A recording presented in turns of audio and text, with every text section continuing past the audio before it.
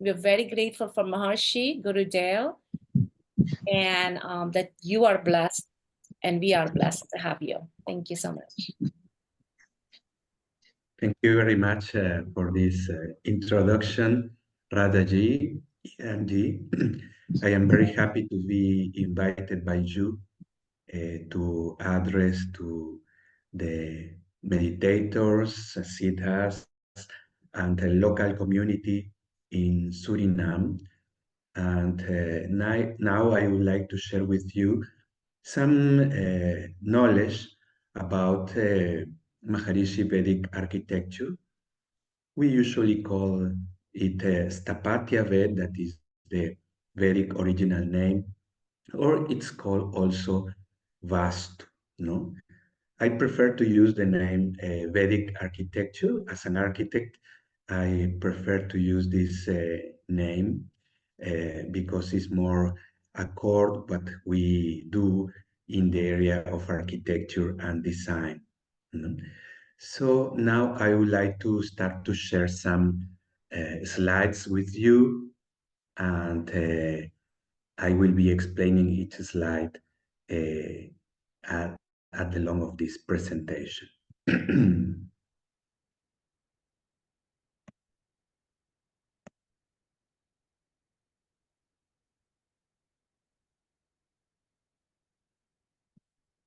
So we are doing this presentation at the name of our Institute of Vedic Architecture and City Planning from Latin America. That is part from our Maharishi Vedic University in Holland and in India, that is presided by our international Maharishi Vedic Architecture Office in Holland.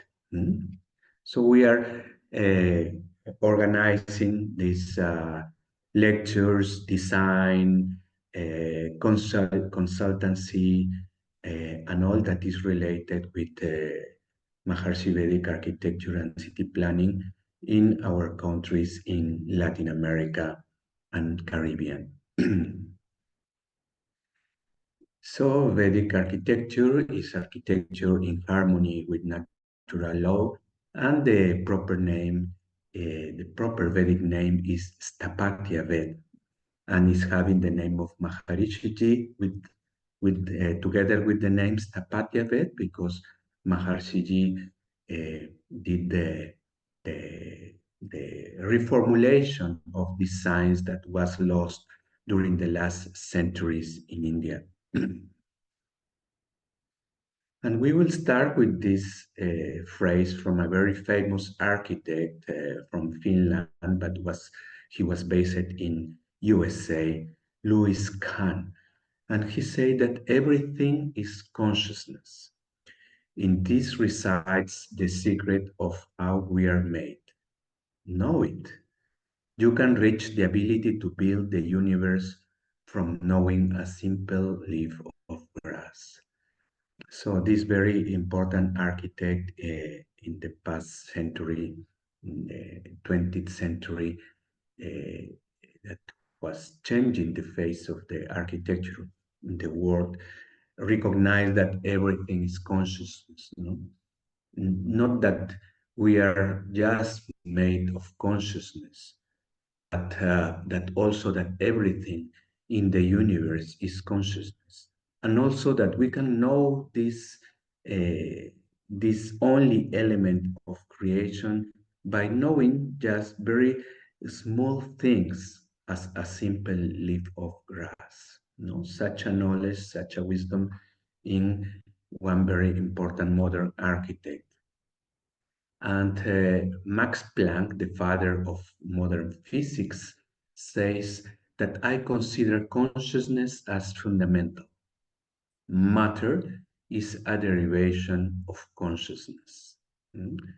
So all what we are seeing in the universe, all what we are seeing as a material things around us, the chair in which we are seated, the table that is in front of us, the computer that is, or the cell phone in which we are listening this presentation, all are consciousness. And this is a phrase, no, that is said by one of the main fathers of the physics in the world, the modern physics. And our dear Maharishi says, consciousness is primary. But what is consciousness? We must answer this in words from our Maharishi. Maharishi says, consciousness is that one element in nature on the ground of which the infinite variety of creation is continuously emerging, growing, and dissolving. You know, consciousness is that ocean of intelligence, of pure intelligence, in which everything is moving within itself. You know, this ocean of pure intelligence, that one element in nature, that only element in nature on the ground of which the infinity variety of creation is continuously emerging, growing, and dissolving as a wave in an ocean of pure consciousness. So consciousness is the basic element of creation, is the only element of creation. Everything is consciousness. Mm. And our dear Maharaj Adiraj Rajaram, no, has entitled his book, no, as consciousness is all there is, no, consciousness is all that exists, the only element in creation. And Maharshi says also that everything that is physically in the universe is consciousness. So all what we consider matter, and many times we think that we think or we have maybe listened to some people related with spirituality, know that matter and spirit or matter and consciousness are different things, you know, and that we should cultivate just consciousness or spirituality and not matter things, no. But Maharishi taught us that the life is 200% to be lived, no? 100% spirituality or 100% consciousness and 100% material life. Because material life is not different from spiritual life, and spiritual life is not different from this matter area of consciousness. Both are the same parts of this different sides of the same coin. No, when we have a coin in the hand, we have the aspect that is more gross, that is this matter field, and we have this subtle field that is the field of consciousness. But all are consciousness. No, that means that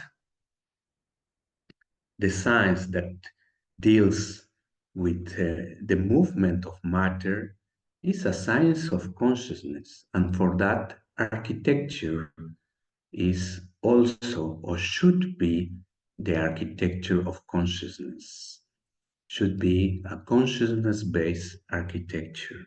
Mm. So architecture or to design or to build a house is a full thing related with consciousness. When we move a beam of wood, or when we move stone to make the basis of our house, we are dealing with consciousness, with full consciousness. That means that our house, that our city, that our country not are just expressions of consciousness, but are consciousness itself. When we say that our house is consciousness, means that our house should be in full tune with our level of consciousness, and our house should be in full accord with that infinite field of consciousness that is pure consciousness. When the laws that are useful to build a home are not in full attune with this field of consciousness, then that house, that architecture in which we are living or we are creating is not in full harmony with our consciousness or with our body or with the nature around us. And when that happens, architecture, our houses, not being in full tune with our consciousness, with our body, and with nature around us, are producing is producing bad effects for us. You know? And that is what is happening with all designs of architecture and city planning around us, because all the architects in the modern world don't know that architecture is part of the field of consciousness and don't know the laws of nature that makes that one home, that one design is in full harmony with consciousness and with natural law. So architecture is full based in unified field. Unified field is this discovery that was proposed by the greatest scientist of all times, Albert Einstein, no, that he proposed it. He used it, even this name, no, unified field, to describe that all infinite variety of nature is having his birth in this unified field of pure intelligence that moving within itself creates the fields of matter and the fields of force, no? The fields of that mixing together creates all the infinite variety of the parts of the universe. But architecture is having his basis also in the unified field. There are three main areas in architecture. No? The architect, that is the design, the object of design, that is the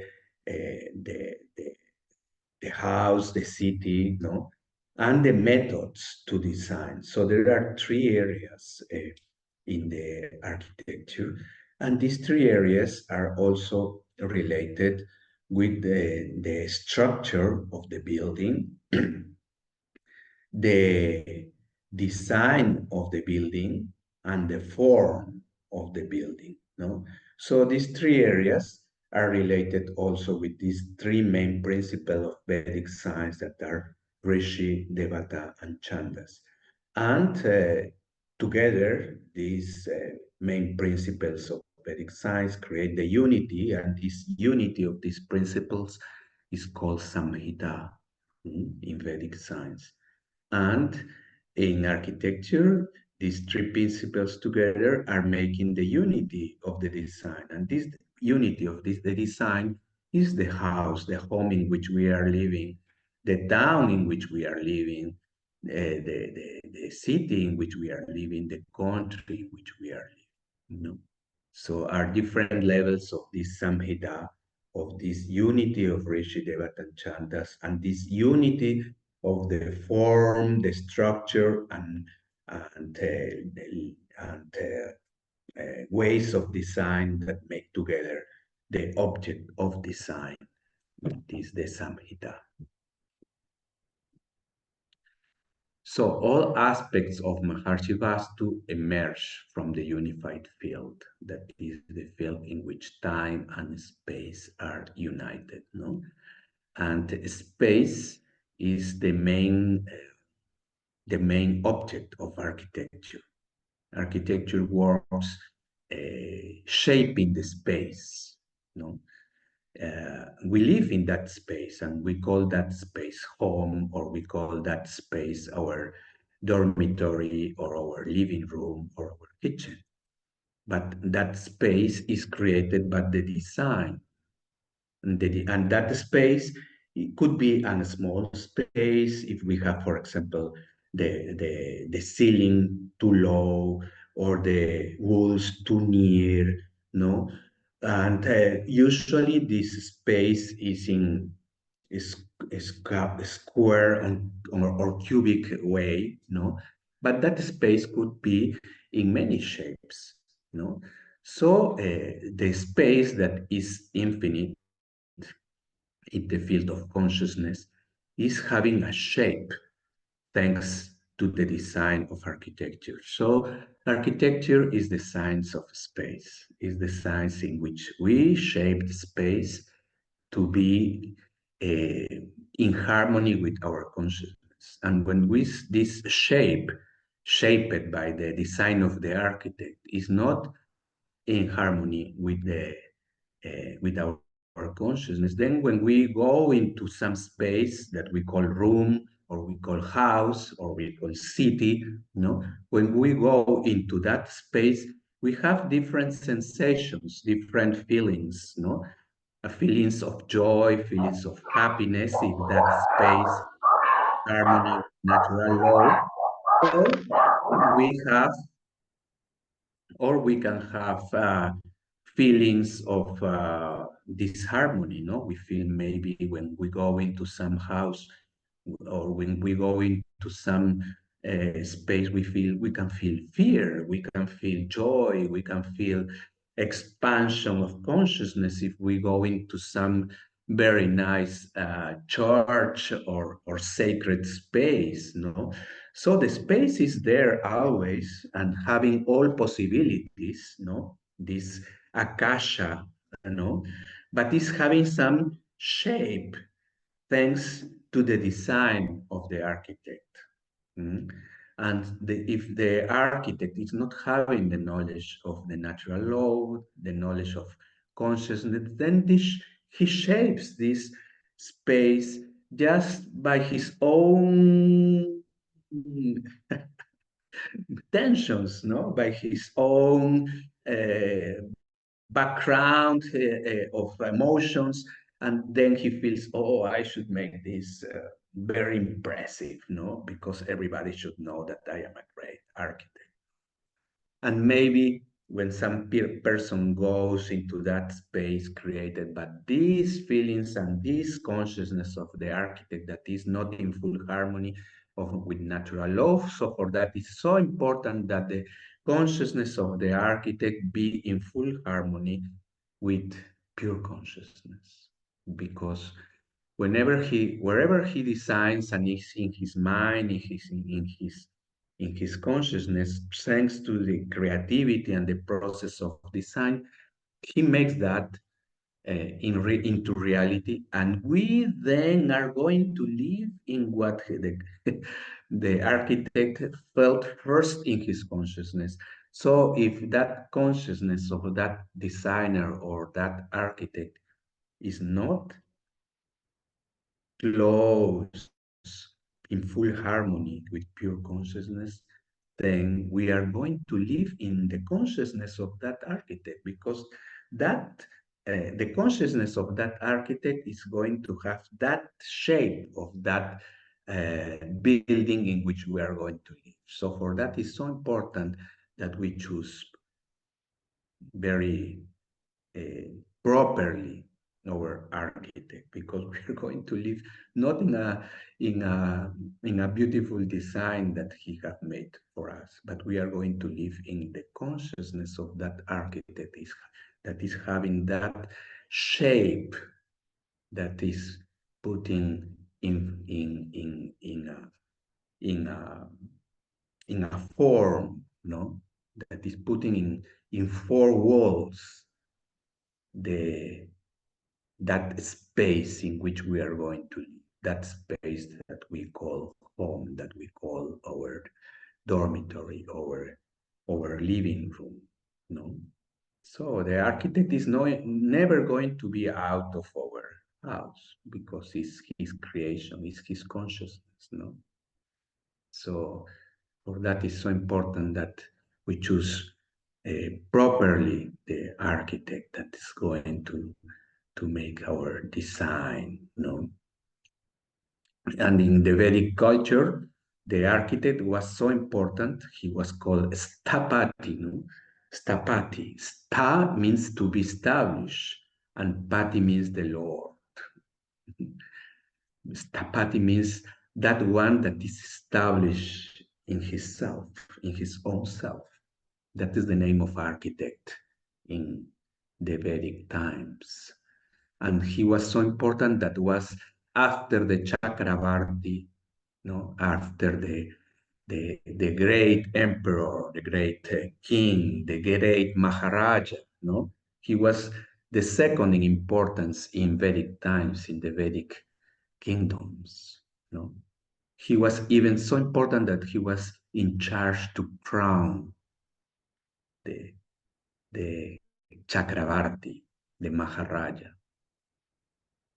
So that is the importance of the Vedic architect, because he shapes the reality around us, and he can make that this reality that is around us, that is our homes, our cities, can help us to grow in higher states of consciousness.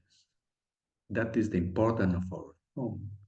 Our home can be that very secret, advanced technique that give us that last push to enlightenment, and to live in that peace, in that health, in that good fortune that should be the life of an enlightened person. Living life in 200% of the value of life. 200%. 200%, no? 100% in his own spirituality, in his own self, in his own full expanded consciousness, and 100% in all the things that are surrounding him, his house, his city, his country, everything should be Vedic. Everything is in the shape of full expanded consciousness.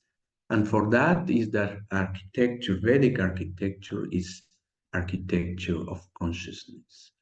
And Vedic city planning is the way to design cities, urban developments that are in accordance with natural law, and that allow us to feel the beauty, and the wonder of the city, but also that this upliftment of our emotions can give us a jump, a high jump into full expanded consciousness.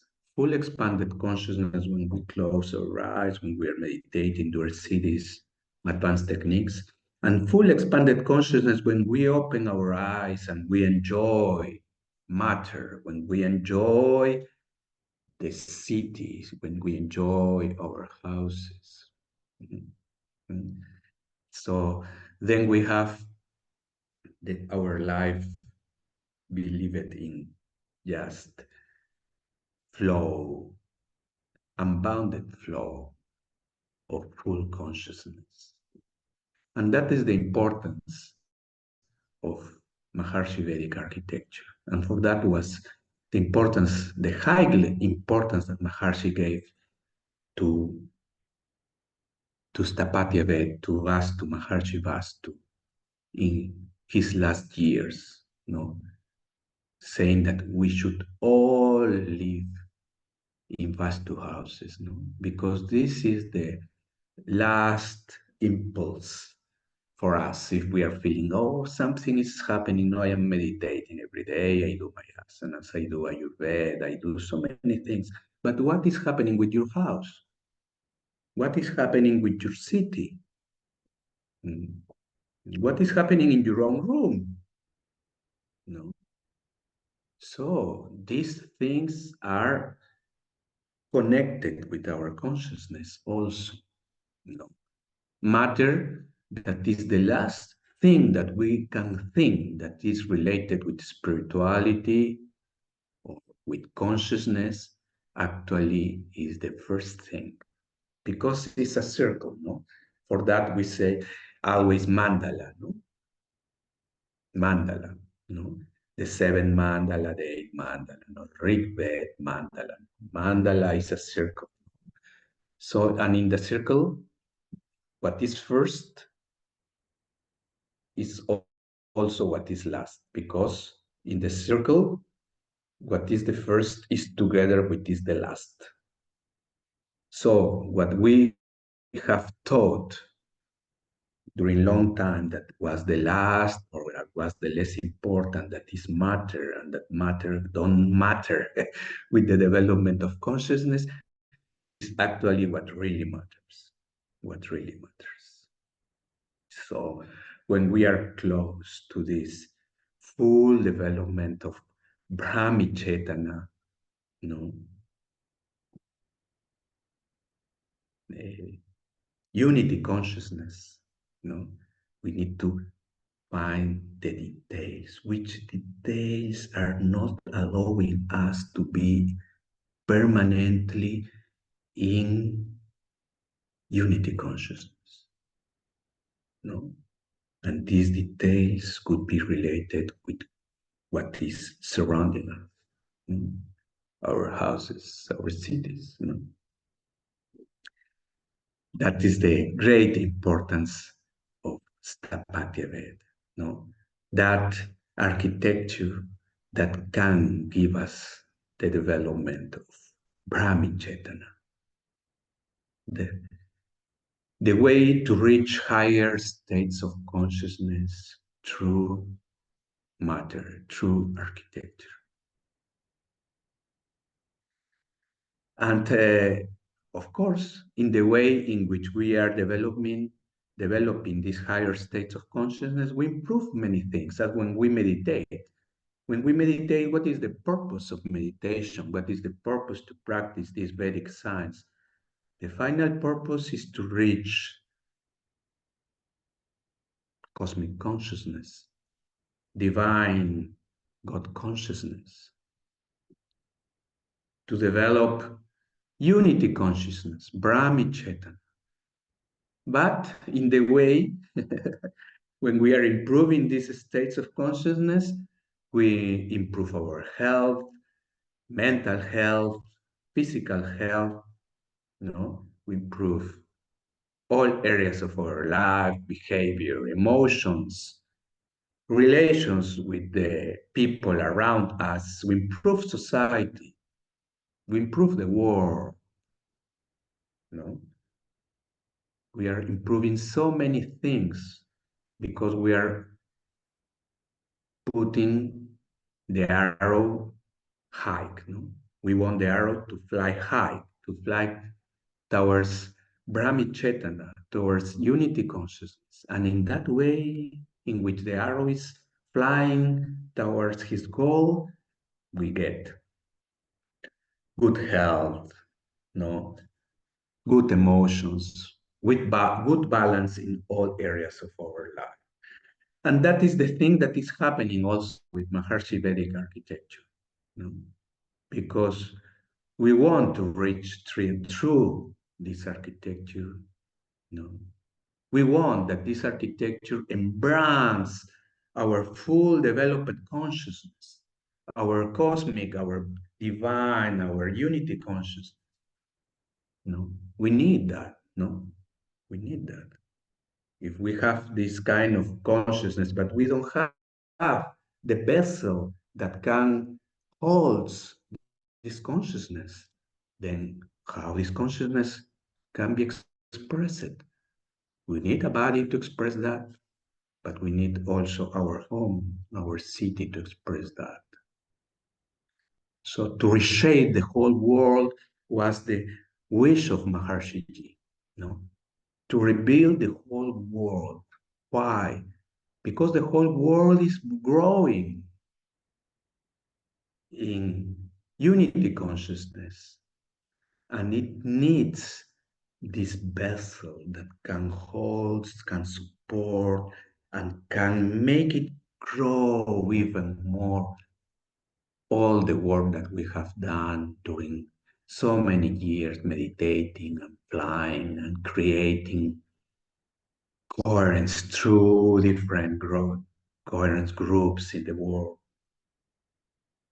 So that is the importance, the higher importance of Maharishi Vedic architecture and Maharishi's Vedic cities. No?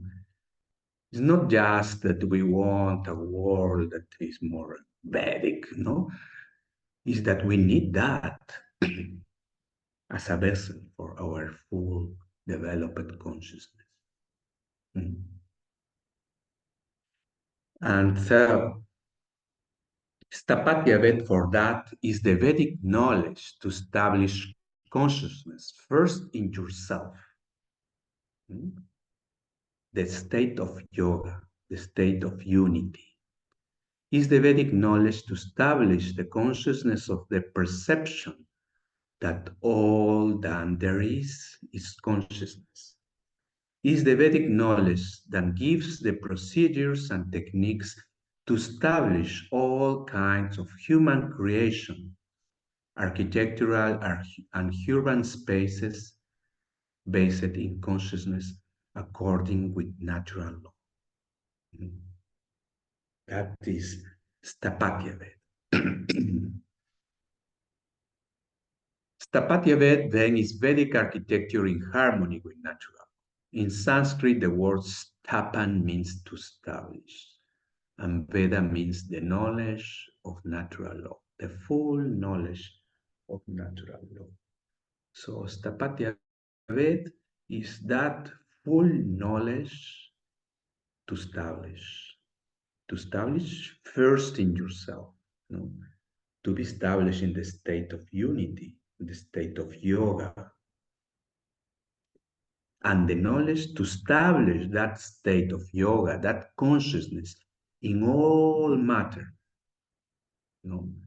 But matter is already established in that state of consciousness because all that is matter is full consciousness.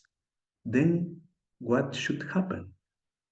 Should happen that our perception should be open to see that full consciousness that is already there, shining. But we are not seeing that shining that is around us because our perception is not full developed. So that connection between that full consciousness that is already inside us and that full consciousness that is already outside us should be purified through our perception. Our perception should be purified. Or saying in a more simple words, we should just open our eyes to see what is around us that is already shining in golden light of pure consciousness. So, Stapatya Ved, the first important thing, Stapatya Ved, is that the architect should be established in that thing because the architect is the one that is designing, but also the owner. The owner should be established in that level of consciousness, no? Because he's going to enjoy that design of the architect, no? Of the architect that is flowing in that consciousness. No? So it's very important that both sides, no? So if you are a person that is developing your consciousness through meditation, yogasana, Siddhi, advanced techniques during so many years, how are you going to choose an architect that is not flowing with you, not flowing with your consciousness? Because he's going to create something that is not in harmony with the consciousness that you have developed during so many years. That is so important to use for your house, for your home. You know, Maharishi's Vedic architecture, Stapatya Ved, Maharishi Vastu, whatever you call it. Otherwise, this consciousness of this architect, is going to infuse the flow of his consciousness through his design in your own life.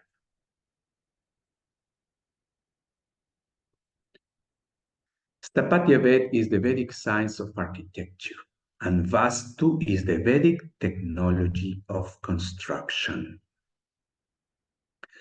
Maharishi Sthapatya Ved is the most ancient and complete system of architecture and planning according with the solar, lunar, and planetary influences on the earth with reference to north and south poles and the equator, connecting individual life with cosmic life, individual intelligence with cosmic intelligence. And Vedic architecture we can find everywhere in the universe, from the cosmic structure to the individual structures. Because Sthapatya Ved, Vedic architecture, study the laws of nature that are related with creation. So without Sthapatya Ved, the creation cannot be there, no? Because Sthapatya Ved study and recognizes these laws of creation that shape pure consciousness into creation, that makes this pure consciousness that is a moving into the movement of that pure consciousness. And that movement of that pure consciousness, that waves of that pure consciousness, cannot be moving without these laws of creation that are studied by Sthapatya Ved. For that, the first architect in the creation is called Vishwa Karma, Vishwa, universe, Karma, that he makes. He makes the universe.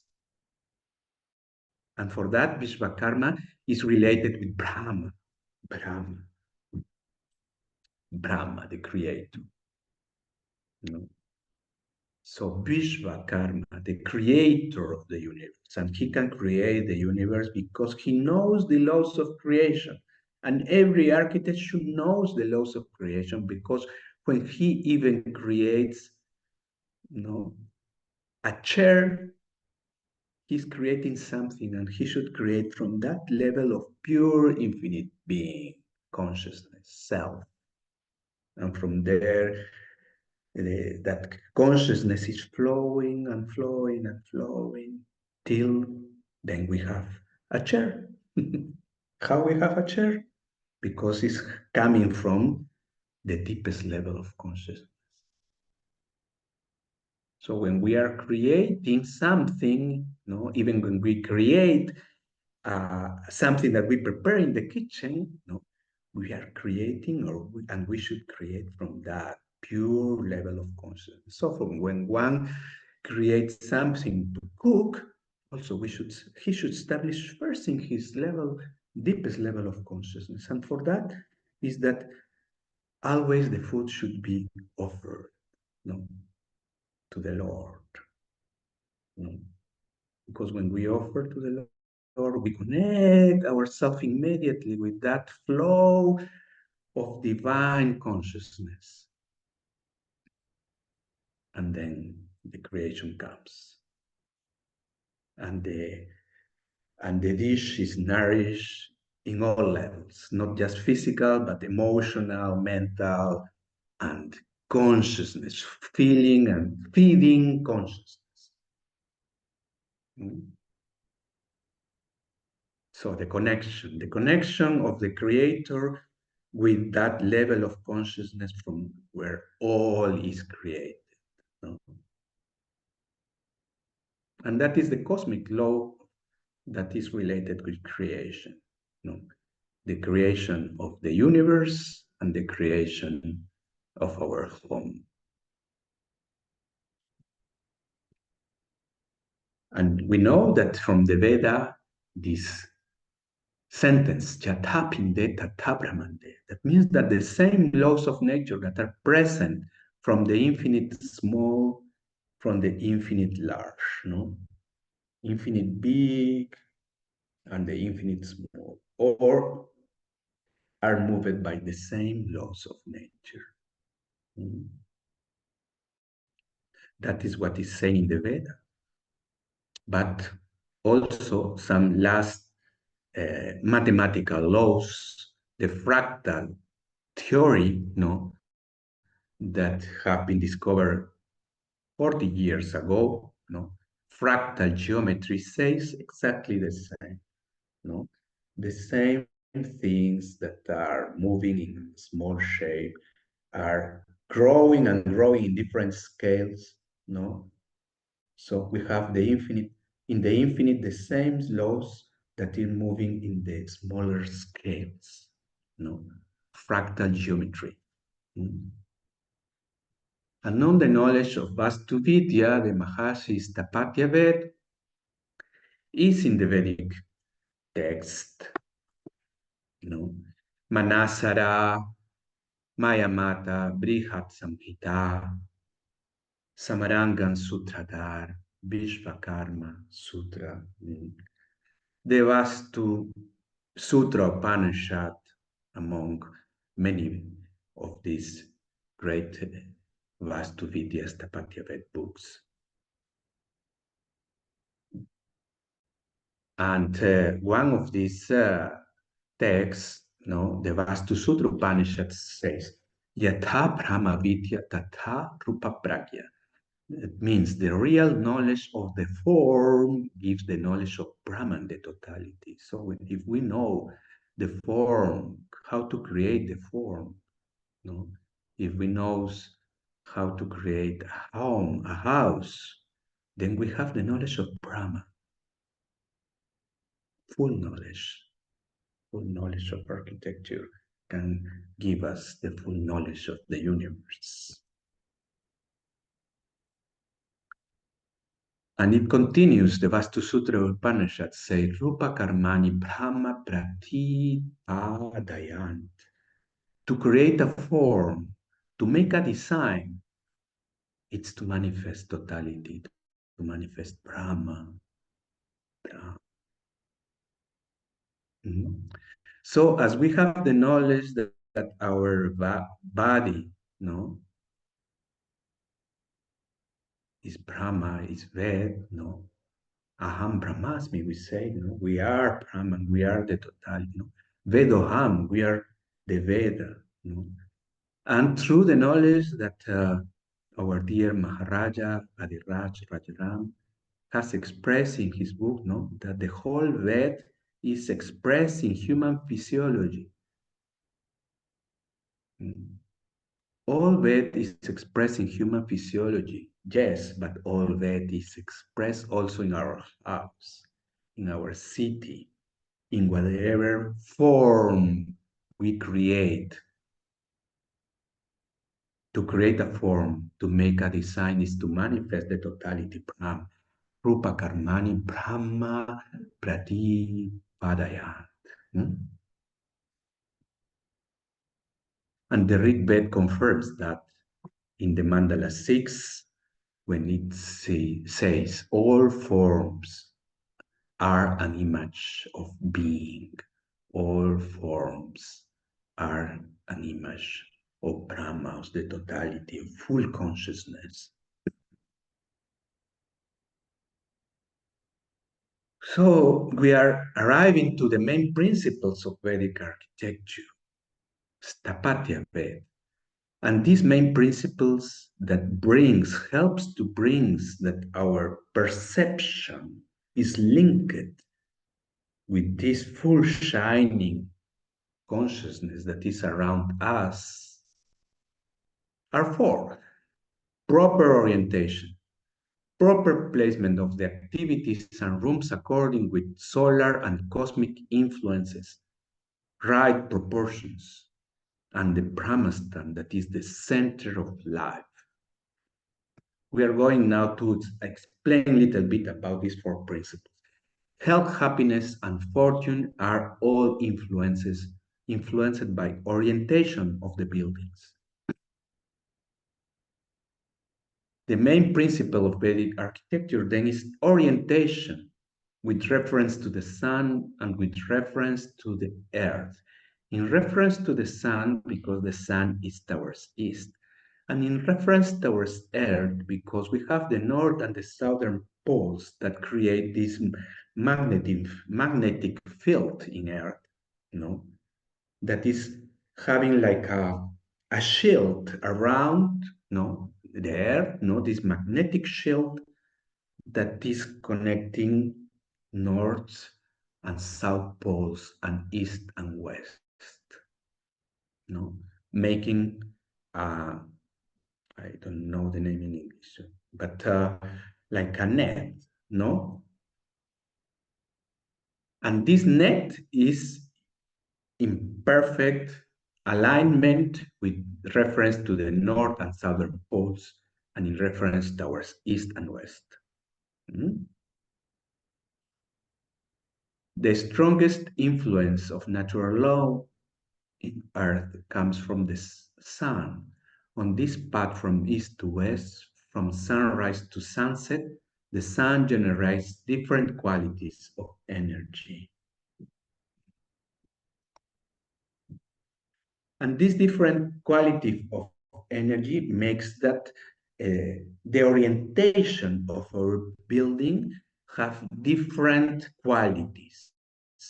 For example, when our building is facing east, is called auspicious because this brings the influence from the sun of enlightenment, affluence, and fulfillment. And when the orientation of our building is towards north, it gives the influence of prosperity and happiness. So these two are considered important orientations for the growing of our prosperity and our state of consciousness. The other directions are considered to be not so auspicious. For example, when we have northeast entrance, we have influence of less outer success. When we have entrance facing northwest, we have influence of mental inconsistency and instability. When we have our houses facing west, that bring us the influence of poverty or lack of creativity and vitality, or just go up and down, ups and downs. When we are facing southwest, we have also an inauspicious entrance because brings the influence of quarreling. When we have southeast entrance, we have the influence of constant fear. And when we have entrance facing south, that brings destructive influence of problems and suffering. This is a broad information brings out from the ancient texts of Vedic architecture, and everyone is invited to verify the correctness of his home and his working place.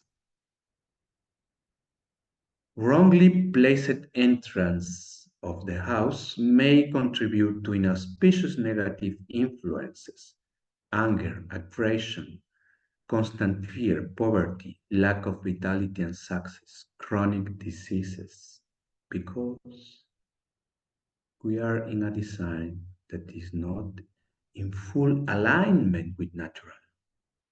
And this strongest natural law comes from the sun, comes from the east when the sun is coming up from the horizon. And this higher influence of life and development of consciousness is enlivened by the sun and by the orientation towards east. And for that, other orientations are not considered so favorable.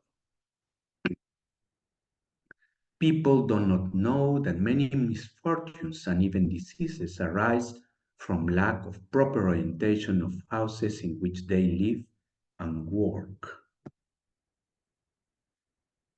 Brain cells firing. According to recent research in neurosciences, brain cells fire according to orientation. The firing patterns of neurons in the thalamus of the brain are altered by the direction one is facing, thus influencing the entire brain functioning and the whole physiology. So our brain is like a physiological compass that when we are facing east, then are firing these neurons, these brain cells that give the brain, the production of neurotransmitter as the serotonin that brings the people to feel more happier. So facing east is bringing us also the feeling of more happiness and more fulfillment. Brain cells fire according to orientation, especially in the area of thalamus. Billions of magnetics in the brain make it sensitive to orientation. There is a compass in the brain. Orientation and neurons. Our brain is highly sensitive to orientation, position, and direction in space.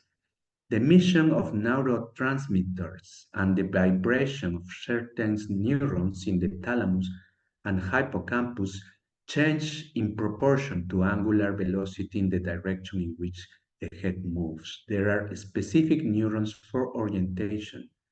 The orientation in which the brain emits neurotransmitters and hormones such as serotonin associated with feelings of well-being, happiness, and intelligence in greater quantities is when it faces east. The south direction is more associated with the reduction of them, generating sensation of related to anxiety. That is something that have come out in very important journals as the Journal of Neuroscience and the Brain Research Bulletin.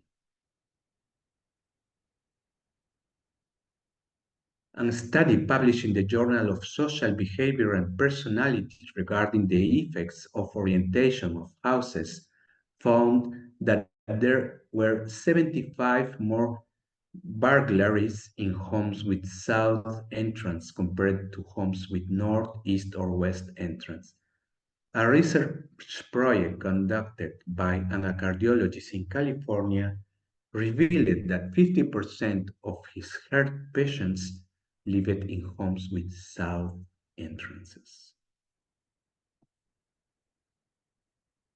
About the east, it says in the Mahabharata, in the Udyoga Parva, it was here that the divine creator of the universe first sang the Vedas. Here first grew the 100 different branches of Om, the first and the primordial sound. So that is the importance of East also from our Vedic literature. So we find that the East is the place from the sun comes in the morning, sunrise, and the West is for where the sun comes down, sunset. And that brings the placement of the rooms, the different effects of the sun when he's moving on the sky, he's having different effects in different moments of the day, And that brings that different natural laws and are enlivened through the path of the sun in our homes. No? That meeting of the sun and the home creates an effect. And that effect creates the perfect activity that should be made in that specific place. And that activity brings out the room that should be there. No? So the entry of the house should be from the east. At the northeast, we have the area of worship, or the area of meditation. Towards the north, the area of study, or the area where we keep our treasures, money, for example. Towards the west, in the northwest, we have the guest room. Towards the west, we have the living room. Towards the southwest, we have the master bedroom. Towards the south, the dining, and the southeast, the kitchen. And in the center, a silent home that is organizing the way in which all the activities and all this relation of this impact of the different natural laws related with the home, but dancing around a silent center that is the whole, or is called the Brahmasthana. The house should be so designed that the different energies of the sun correspond to specific functions and activities for each room. Then natural law always supports every aspect of our daily activity. For example, the dining room should be located where the digestion will be more healthy, and that is towards the south. The study should be located where the intellect will be most lively, and that is at the north. A study published in the Journal of Affective Disorders reports that comparing impatience assigned to rooms with eastern or western windows, those exposed to eastern light had a mean of 3.75 less days, shorter hospital stay than patients with western light, western rooms. So the proportions are other of the third main principle. We have seen the orientation, we have the placement of the rooms, and then we have the proportions. So proportions means how we build. How should measure this window? How should measure this door? How should measure this wall? How high should be? How wide should be?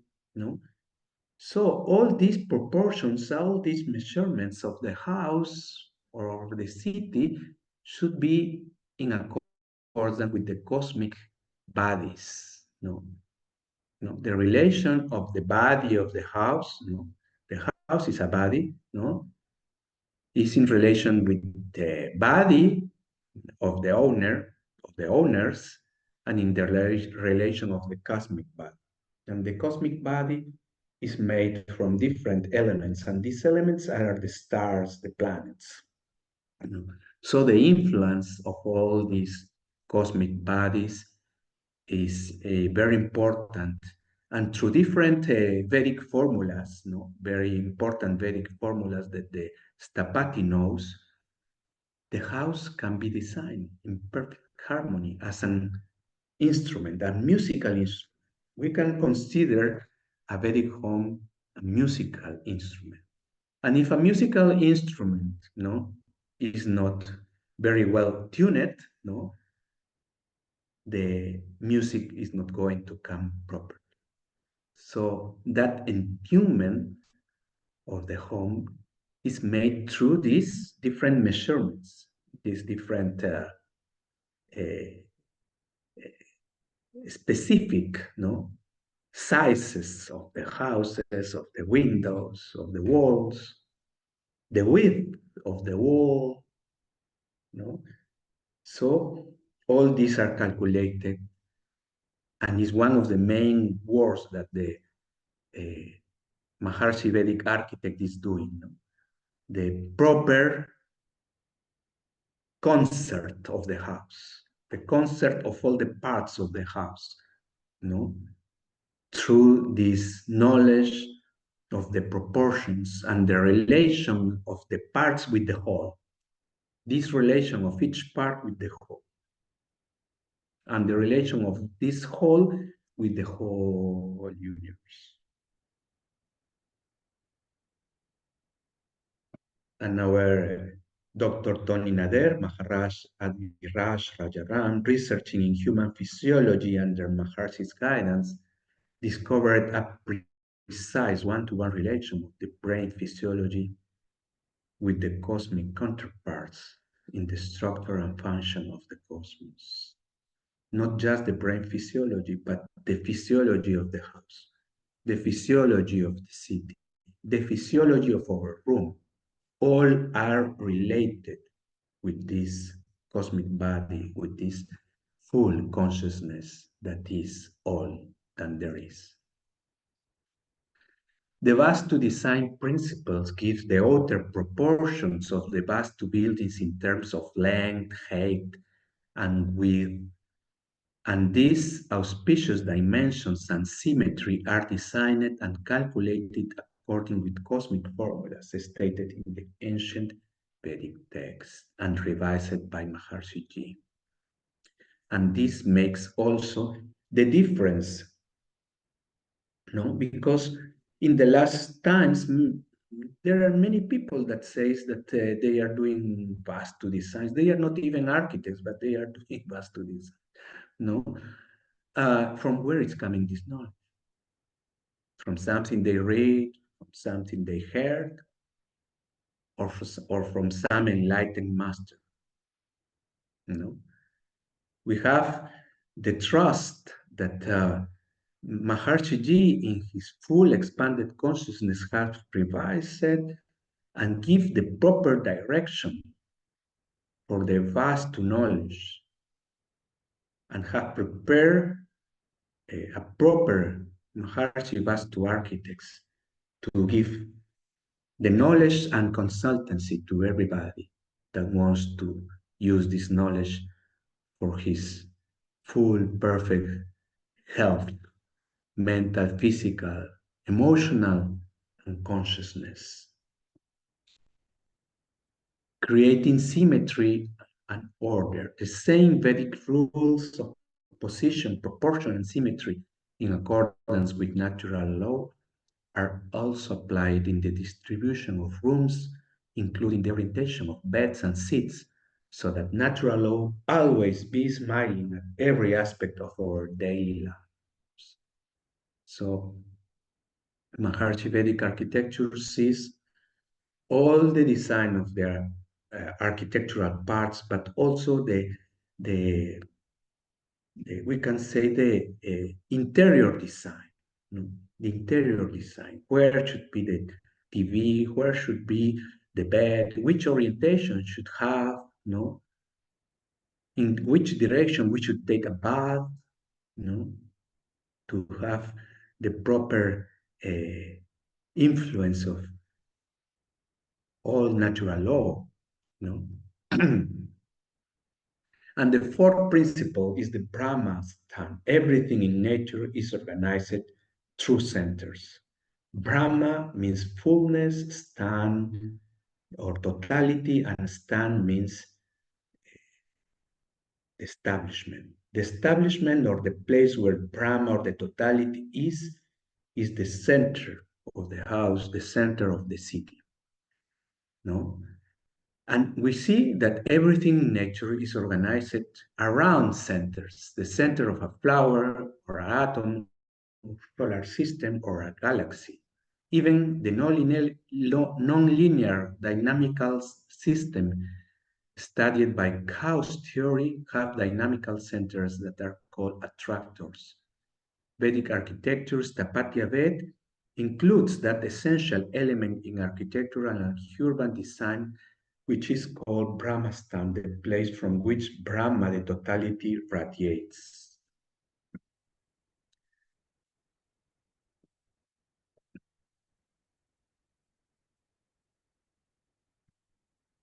Established in proper Vedic architectural design, when the building is auspiciously established in its garden Vastu, perfectly oriented plot, it becomes a real fortune-creating home, always blessing its inhabitants with perfect health, wealth, and wisdom. So the house should be placed in the plot, having space around it, flowing space, and the areas around the house should be perfectly designed, and the measurements of this Vastu shield is called, this area around the house is called the Vastu shield, because it protects the house from the bad influence around. And some examples of this Vastu shield: when raging forest fire consumed all the 100 houses in Ramona, California, the fire walked around the Vastu fence of the community of 6 fortune-creating homes, 6 Vastu houses, without even singing the wooden fence post. The same thing occurred in autumn 2007 during a fire with 6-meter-high flames in the Siddhi community of Hararit, Israel, where the approaching fire clearly split to move around the Vastu demarcation. And similarly, in 2005, 2 of the most intense hurricanes ever recorded left the Peace Palace in Houston, Texas, completely untouched. Such is the miracles, protective powers of a proper Vastu design home. And we had the same effect in a Vastu community here in Lima, some years ago with El Niño phenomenon, where floods, rivers were flooding and just destroying so many houses around, and the area where was built, the Vastu community, was untouched, and the waters were just moving around without touching any one of the houses in our Vastu community. Continuous violation of natural law, day after day, year after year, generation after generation, through incorrect orientation and placement, inevitably results in the widespread of bad influences for the house and the people that lives there. In the hazards of architecture. But auspicious Vastu promotes evolutionary influences. Buildings without auspicious Vastu produce negative effects. The Ashtanga Sangraha Sutra Sthanam says one should not even live one day in buildings that are not according with Vastu, with natural law. And these homes and this orientation knowledge is not just in our ancient Vedic tradition, but in most of the most ancient traditions in the world. In Peru, we have this Inca culture and ancient cultures than the Incas, Chavin culture, and the main buildings, main temples were oriented towards east. Hazards in modern architecture are known, as for example, the sick building syndrome. That is a condition in which people develop symptoms of illness or become infected with chronic disease from the building in which they work or reside. In the scientific literature, The sick building syndrome is also known as building-related illness or building-related symptoms or idiopathic environmental intolerance. This sick building syndrome is well detailed in medical literature since more than 20 years. Sick building syndrome affects up to more than 30% of the population of the large cities, bringing depression, anxiety, and psychological diseases caused by the materials and design of the construction of the houses and cities in which we are living. Other important study confirmed that pollution inside our homes could be 20 times higher than in the most polluted streets of our cities due to the use of highly polluting materials that even contains radon, such as cement and some paints, no? And radon could be a cancer-producing element. The hazards of architecture could be further aggravated by negative effects resulting from inauspicious quality of the site, inauspicious slope and shape, inauspicious water bodies as well, and other environment factors. A self-reported study measured environment in the well-being of people who live and work in buildings built according with the principles of Maharishi's Tapatya Veda, and those subjects reported significant improvement in all following categories as general well-being, quality of sleep, energy, relaxation levels, dietary habits, happiness, mental clarity, and efficiency.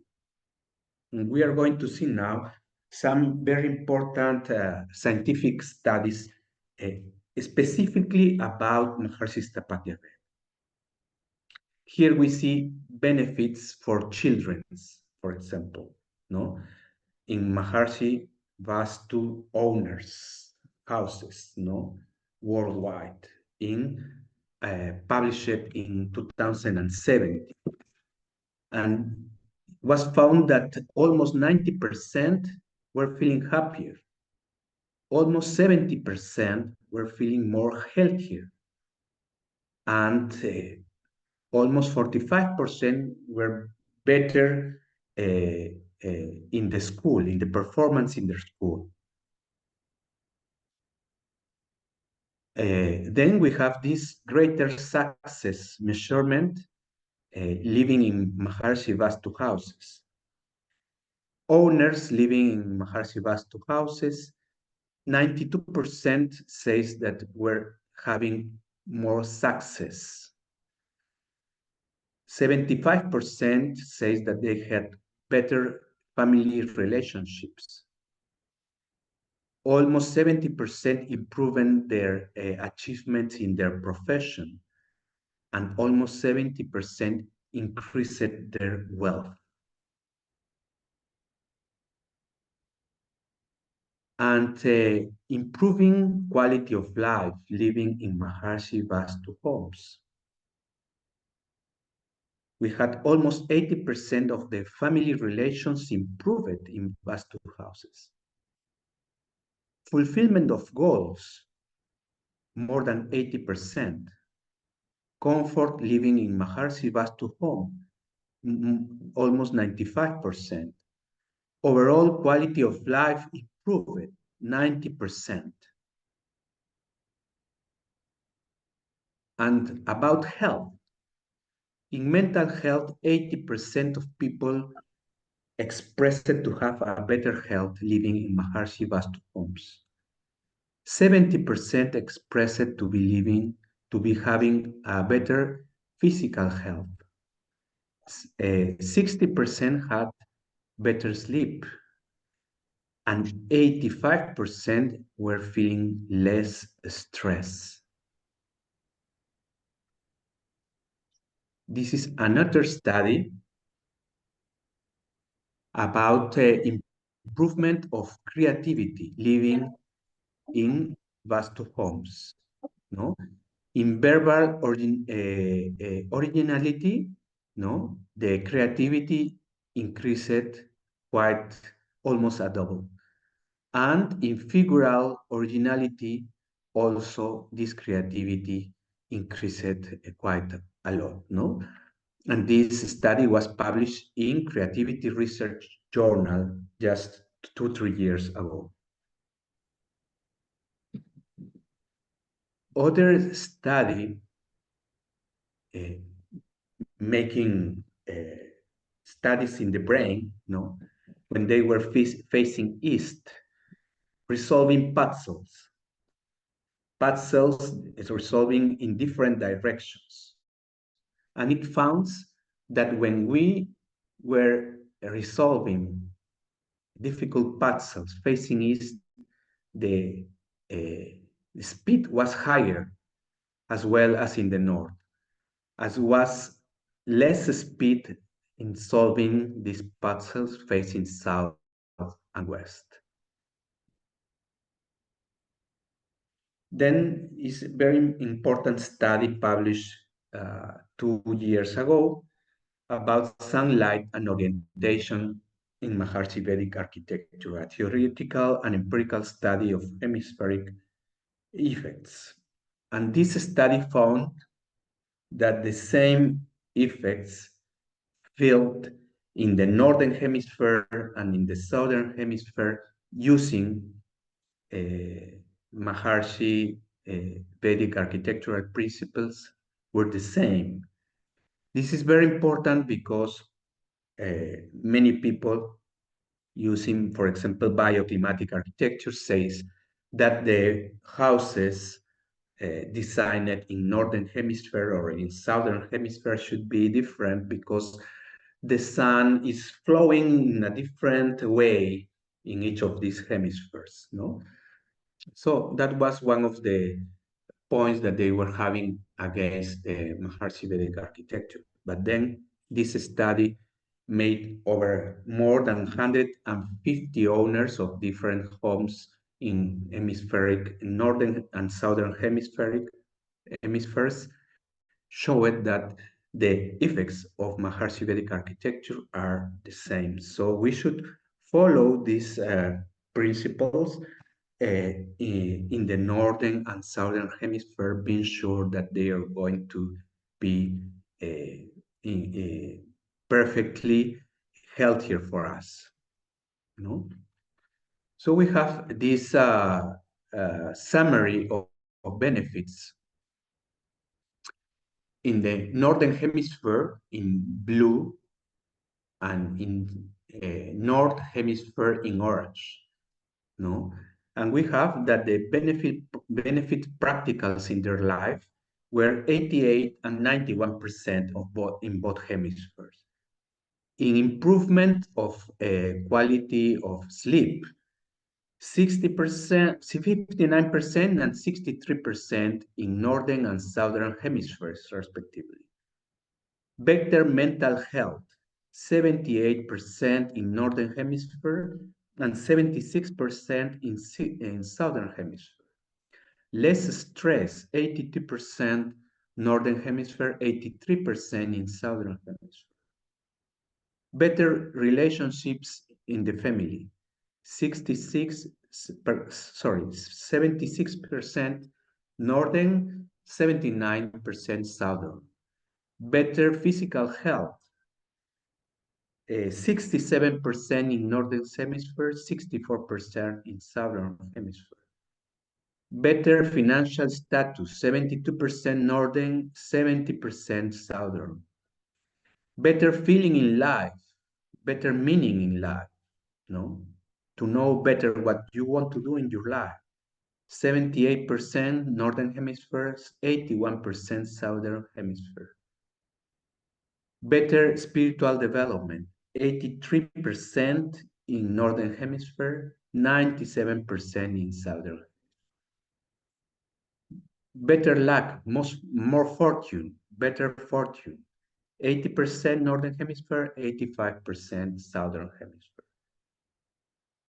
Better capacity to achieve the goals in life, 82% in both hemispheres, and to feel happier living in a Vastu house, 90% in northern hemisphere, 97% in southern hemisphere. So most of the results in both hemispheres were almost the same, but of course are extraordinary effects that we cannot say that these effects are achieved in a normal modern architecture. Levels of success since you move in a Maharishi Vastu home. The people were feeling more success in northern hemisphere, 88%, and 85% in southern hemisphere since move to a Maharishi Vastu home.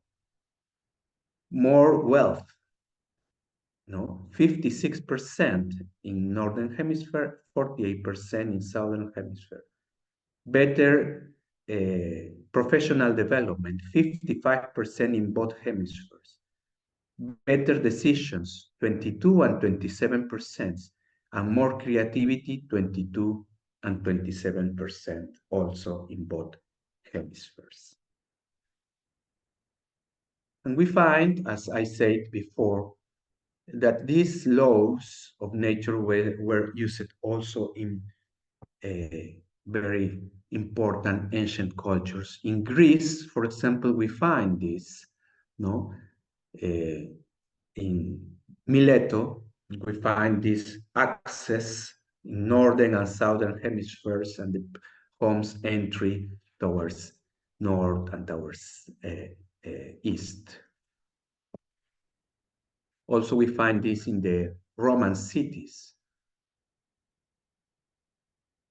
In the Renaissance designs, for example, according with Palladio, one very important architect of the Renaissance, no, we find these principles also, no, the axis to the north and south entrances, no, the Brahmastan and the surrounding areas around the center. The Temple of Jerusalem, no, was built perfecting facing east. The St. Peter's in the Vatican is perfectly entrance towards east. Ancient cultures in Latin America, Tiahuanaco, were facing east perfectly. So everyone should live in a building with an ideal Vastu. No, we have the knowledge from our ancient tradition of masters, but we have also the what science is saying today about these principles and what science is finding, no, through the scientific research. There is a global system of Vedic city and country planning, no, saying that the cities that are facing, as usually our most modern cities, facing anywhere, no, and Maharishi have fixed some way to reconstruction of the whole world, transforming chaotic cities into ideal cities. Building first ideal cities around these chaotic cities, and usually the cities have to be renewed, no, after 100 or 200 years. Many parts of the cities are going to being rebuilt, no? So propose to be rebuilt these ancient areas according with Maharishi Vastu till finally we have an ideal city.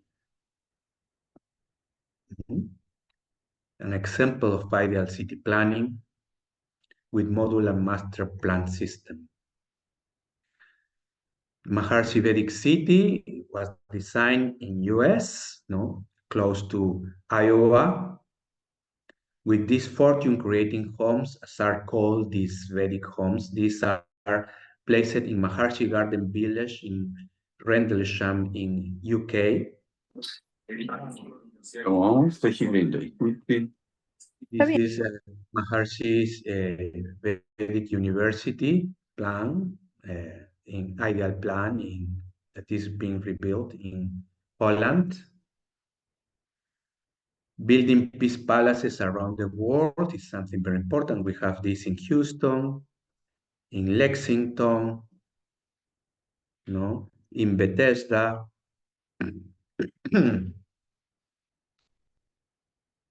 Germany, no, these are all in the same, like we say, design, no, model, no.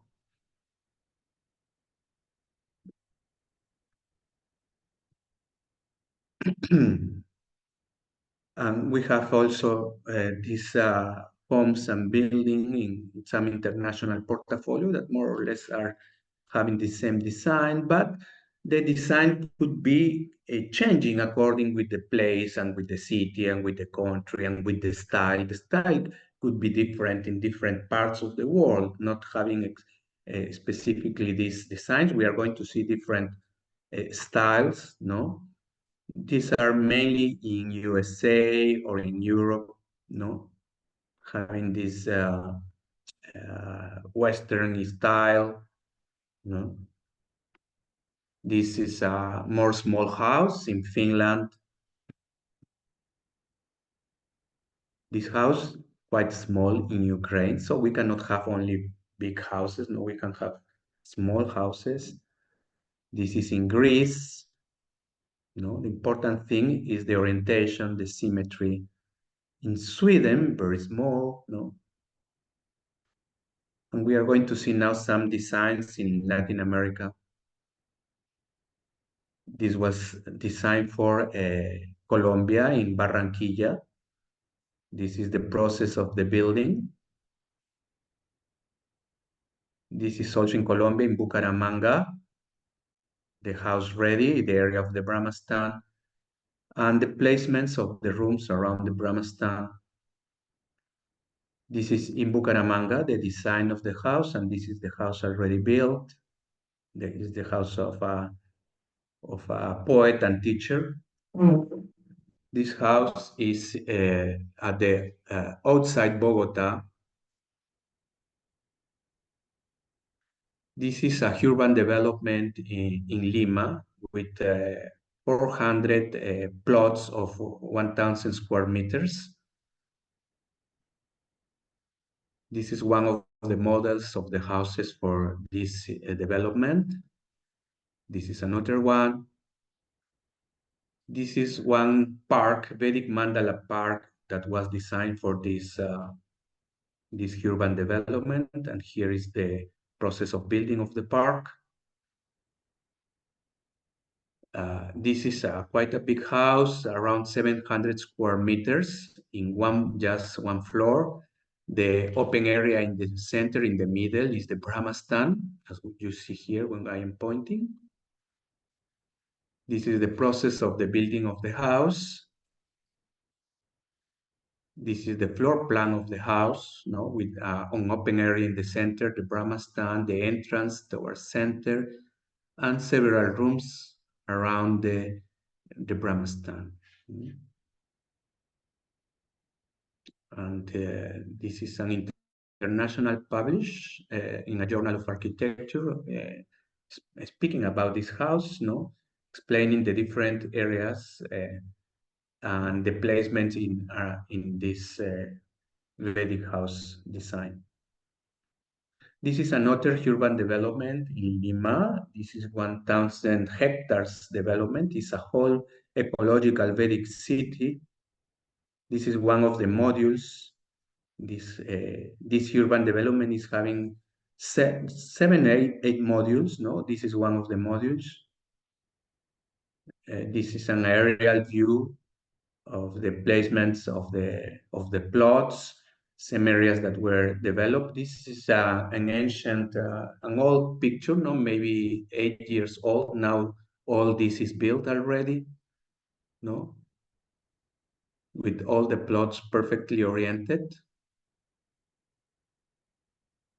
Some of the plots, when these pictures were taken, were with houses. Now most of this is built.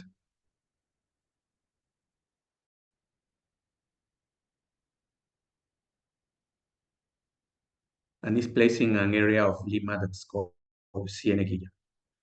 This is like a kind of a peace palace design, and that is now just this is the process of building of this that is now a wellness center. This is almost finished, and this is one of the flying meditation and yoga halls of this building. No, that is also around 700 square meters. This is another Vastu residence outside Lima. This is in Chile. This is in the south of Argentina. This is in Ecuador, in Guayaquil. This is another project in Argentina. This is a home in Córdoba, Argentina.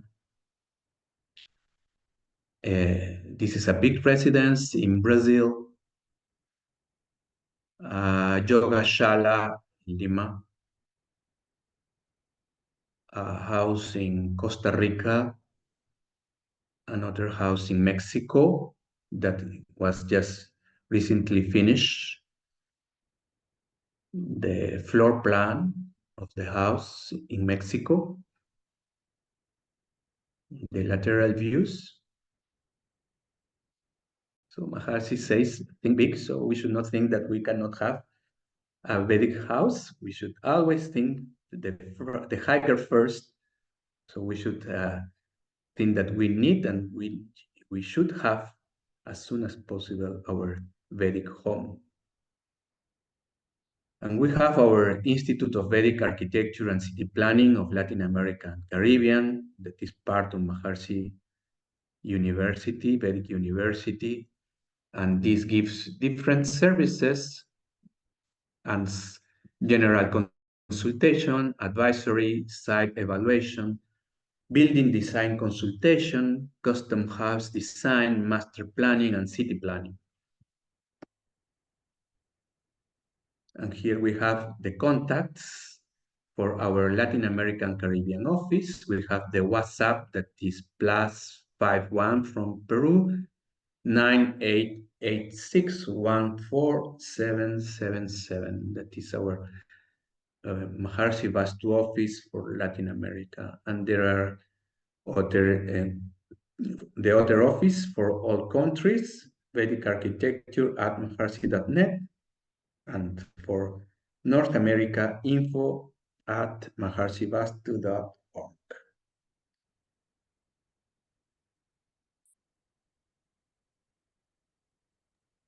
Beautiful. Thank you so much. This is wonderful. We came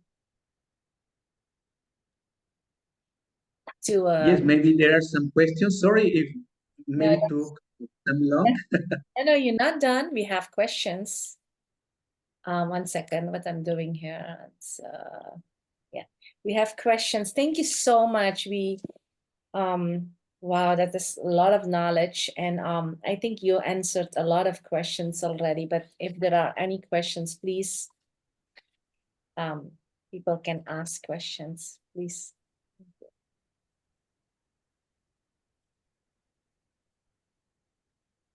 Yes, there is any questions? Before there's any questions, Javier, I want to really thank you for this presentation. It's very beautiful knowledge. It's wonderful, so uplifting, so inspiring to see this kind of knowledge of Maharishi expounding the Stapatya Veda rules and all of that.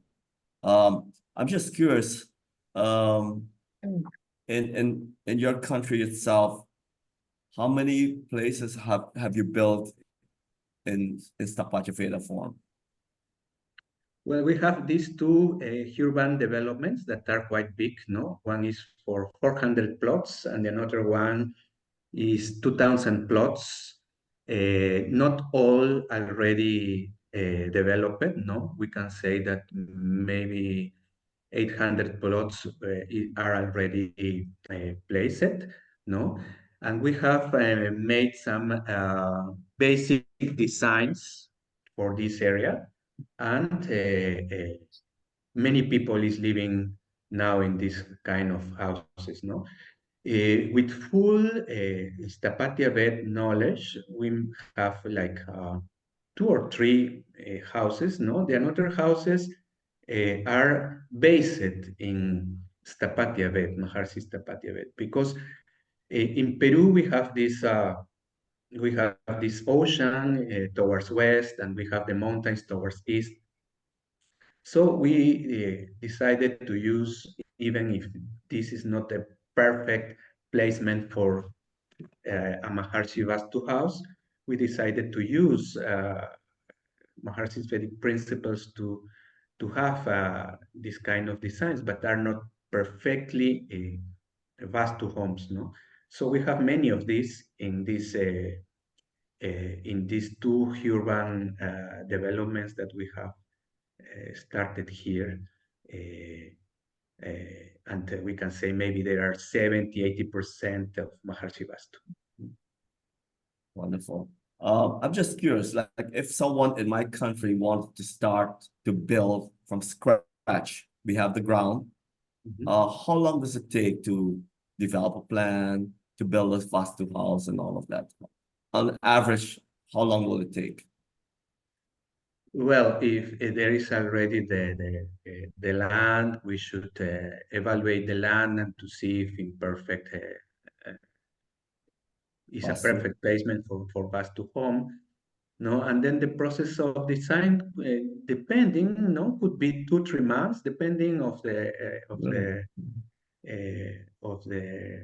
people and the need, no. If the design is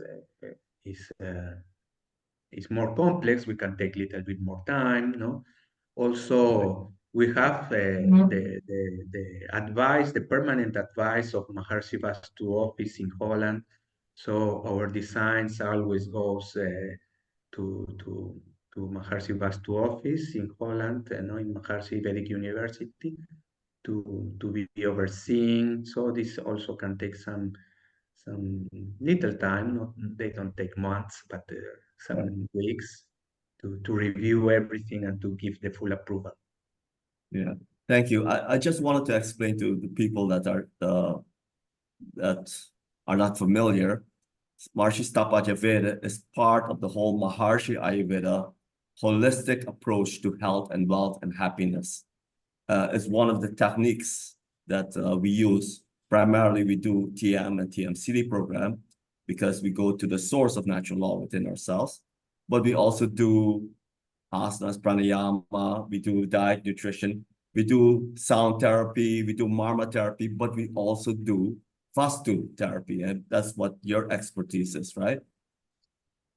Yes, but I also would like to say something that maybe is related with one of the questions that is made here, no? That this kind of design is not just for transcendental meditators, no, but it's a design that is for everyone. And the urban developments that were made here in Lima, in Peru, were open to all the public. Knowing or not knowing that what is Vastu or not.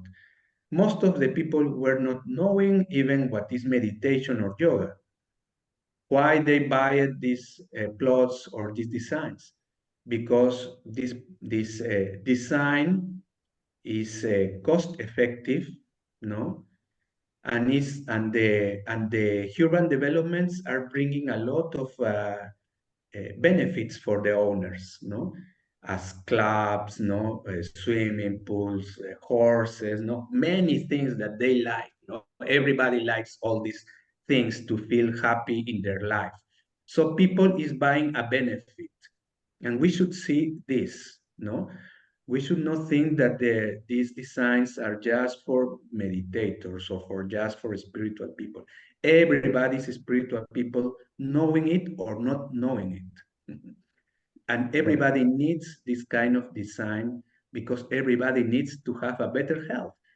mental health, better fortune, no, better relationships in their homes. So everybody needs these designs. They don't need even to know that this is an Stapatya design. But we should make this design, as Maharishi said, build it and the people will buy.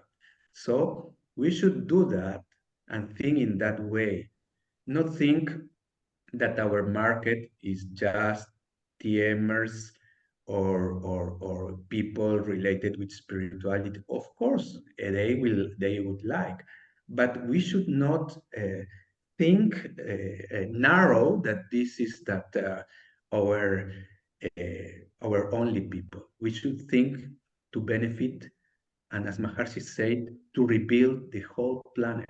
You know, and for that we need to reach people that are not meditating, or maybe they don't even like to meditate, but that they need these kind of homes to have a better quality of life. Yes, thank you. That is a really good point. I think Radha has someone that has a question. Yeah, someone, well, I wanted to tell you that Mirta said, congratulations to you. I think she was very happy. Well, I should introduce Mirta, because Mirta is also a Vedic architect, and she works with me in the Institute of Maharishi Vedic Planning. So we work together designing these beautiful homes for everyone. Wonderful. So then Sharella asked, what can be done if your home does not agree with this knowledge? What easy steps can be done? I think this is also my question. If you're about corrections, do you do that?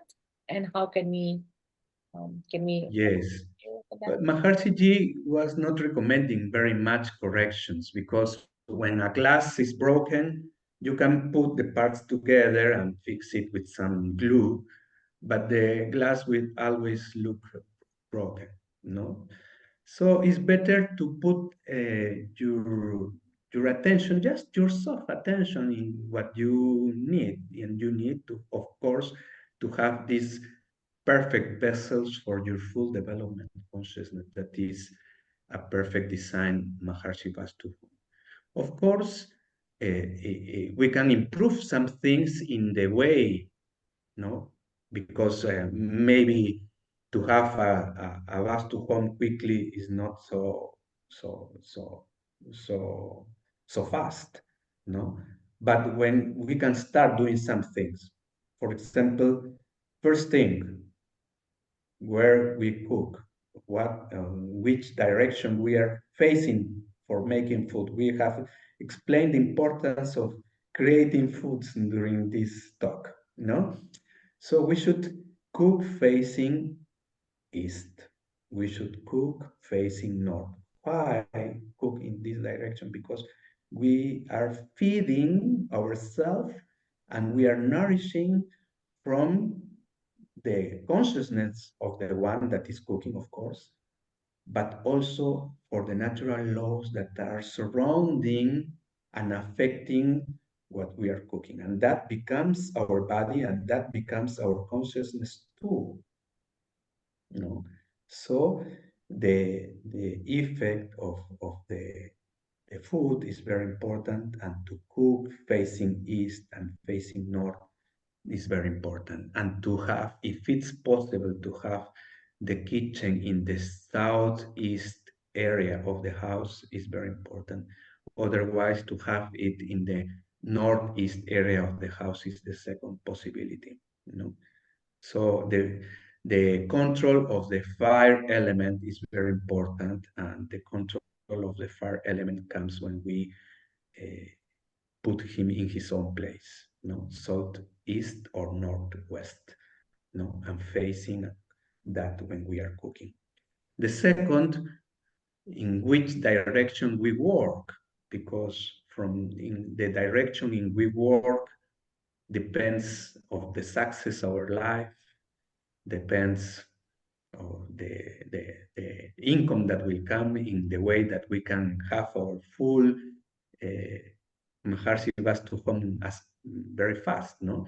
So we should work facing east also, facing east or facing north. In which area of our house? Better in the southwest area or in the north area of the house. In the north area of the house, working facing east or facing north. That will bring us more prosperity, and that will help us to have sooner our Vedic home. No? And the third important point is in which direction we sleep, because if we don't sleep well, we don't have good health, and we don't have good emotions, and then we wake up with a bad mood, and we have not good relationships with our family. So the direction in which we sleep is also important. And the head, when we sleep, should be in the south direction, especially for the elderly people or the grown family, the grown people in the family, or the east direction, especially for the younger people. So east or south direction for the head when you are sleeping.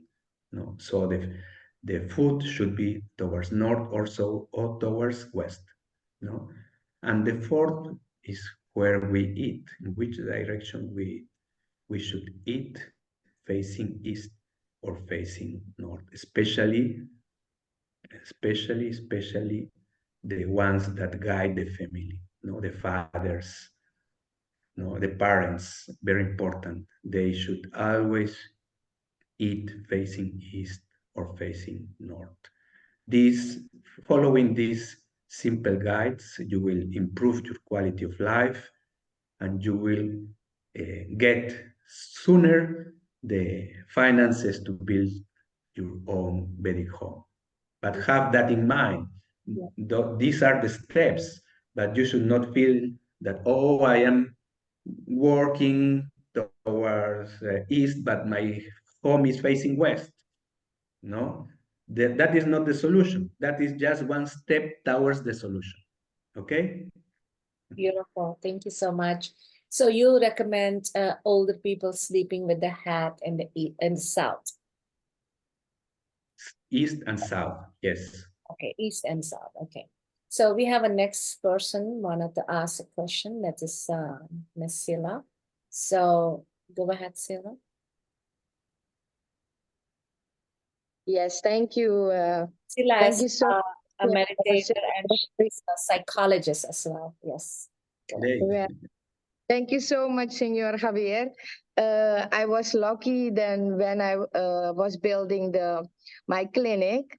There was a Vastu specialist from India here. So the surroundings were already made, but he gave very good tips to where the toilet must be, where the main course must be, how many doors must be. So I'm very lucky till then. But till now, sorry, I have two small questions. As you are from Peru, I am very anxious to ask you about Machu Picchu. If you look to Machu Picchu, it's a very historical place, but a very spiritual place too. And due to the Inca philosophy and their spirituality, I was just imagining if we look again how everything was built, can we say that they took some principles of the Vastu too? Yeah, thank you very much for this comment, Sila. Vastu architecture, our ancient Stapatya Ved way of design, is a cosmic way of design. And the Inca and the pre-Inca cultures, the ancient Andean culture, is also a cosmic culture, a cosmic way to see the world, to see the things around us and inside us. Maharishi, when he was here in Peru, said that Vedic culture and Andean culture were intimately tied. So we find many principles of orientation in the ancient Peruvian cultures. I showed 2 slides, one of Chavin and one of Tiahuanaco. Those are 2 ancient cultures from Peru, 3,000–4,000 years old, facing the temples exactly the east. No, these are more ancient than Machu Picchu. No, and they are perfectly facing the east. These temples, but for the Andean culture, they were also knowing, as in our Vedic culture, the effects of the different stars and constellations. So we find sometimes in the ancient Indian cultures that some window or some door is facing some strange direction, and the mathematicians and uh, the people that study the position of the stars have found that these windows or these doors are facing exactly some star or some position of the sun, maybe 2,000 years ago, but in some specific date. For example, uh, 20 June, that is the solstices, no? But maybe 2,000 years ago, because the sun is moving, the earth is moving, so there are slight changes, no? So the data, they were like placing or fixing the importance of some dates towards the use of architecture and city planning, no? So this is a way also of having some cosmic architecture and cosmic city planning that they were doing, no? The city of Cusco is having the streets facing different datas, different dates of the placement of the sun in different years. You know?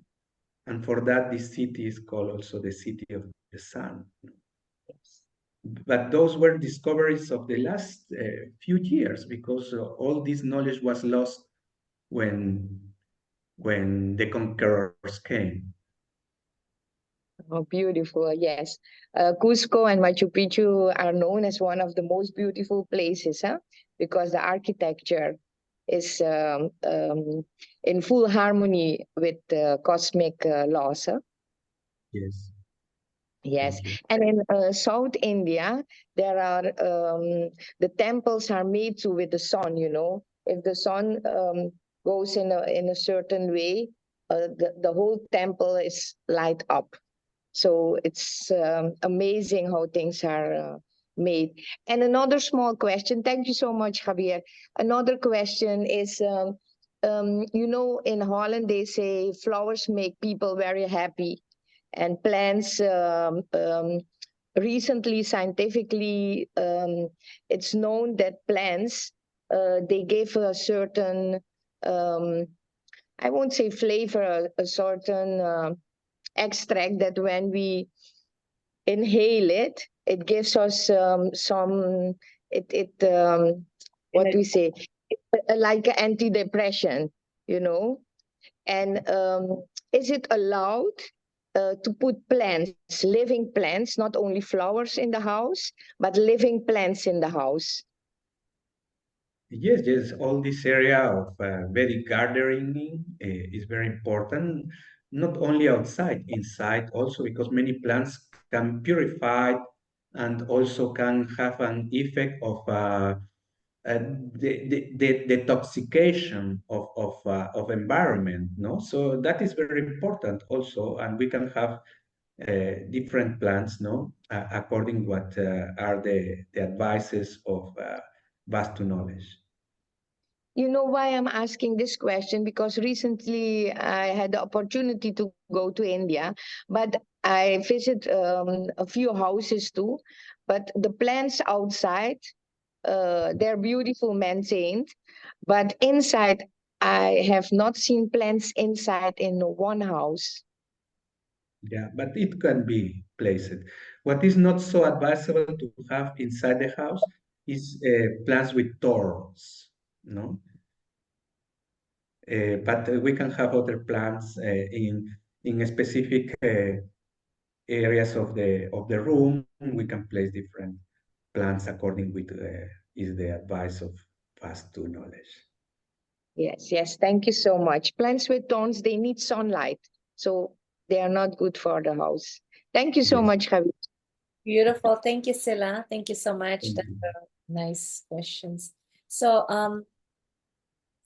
but we can have roses on our in our yard. Which section of which direction we can have roses? Because they are beautiful. They have thorns. Yeah, that depends of the color of the rose. For example, red roses could be at the southeast area of the garden. Roses are the only plant with thorns that can be inside the house, No or cactus. or in the garden. Right. Beautiful. No cactus, right? No, no cactus. Okay. So wonderful. Beautiful knowledge. So anybody has another question?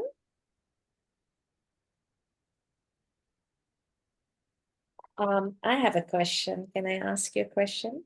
So I Yes. think you explained already beautifully how mental health is related to building according to natural law. I also love how your slides are in English and in Spanish is beautiful, and then with Sanskrit words is beautiful. The mental health part, I wanted to get a little bit information from you. Is it because of the sun?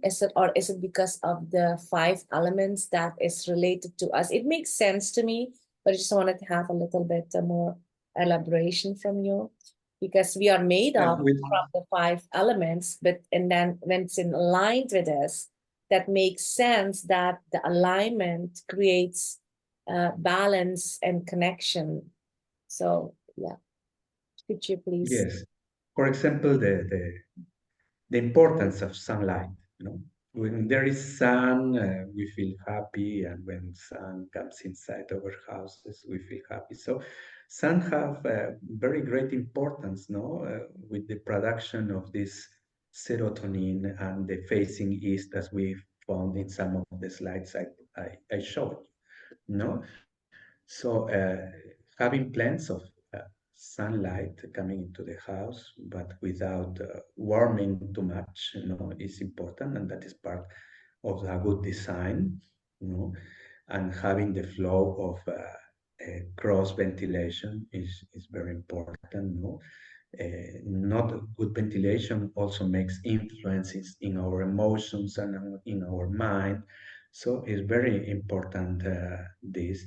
And of course, what you say about the placement of the rooms.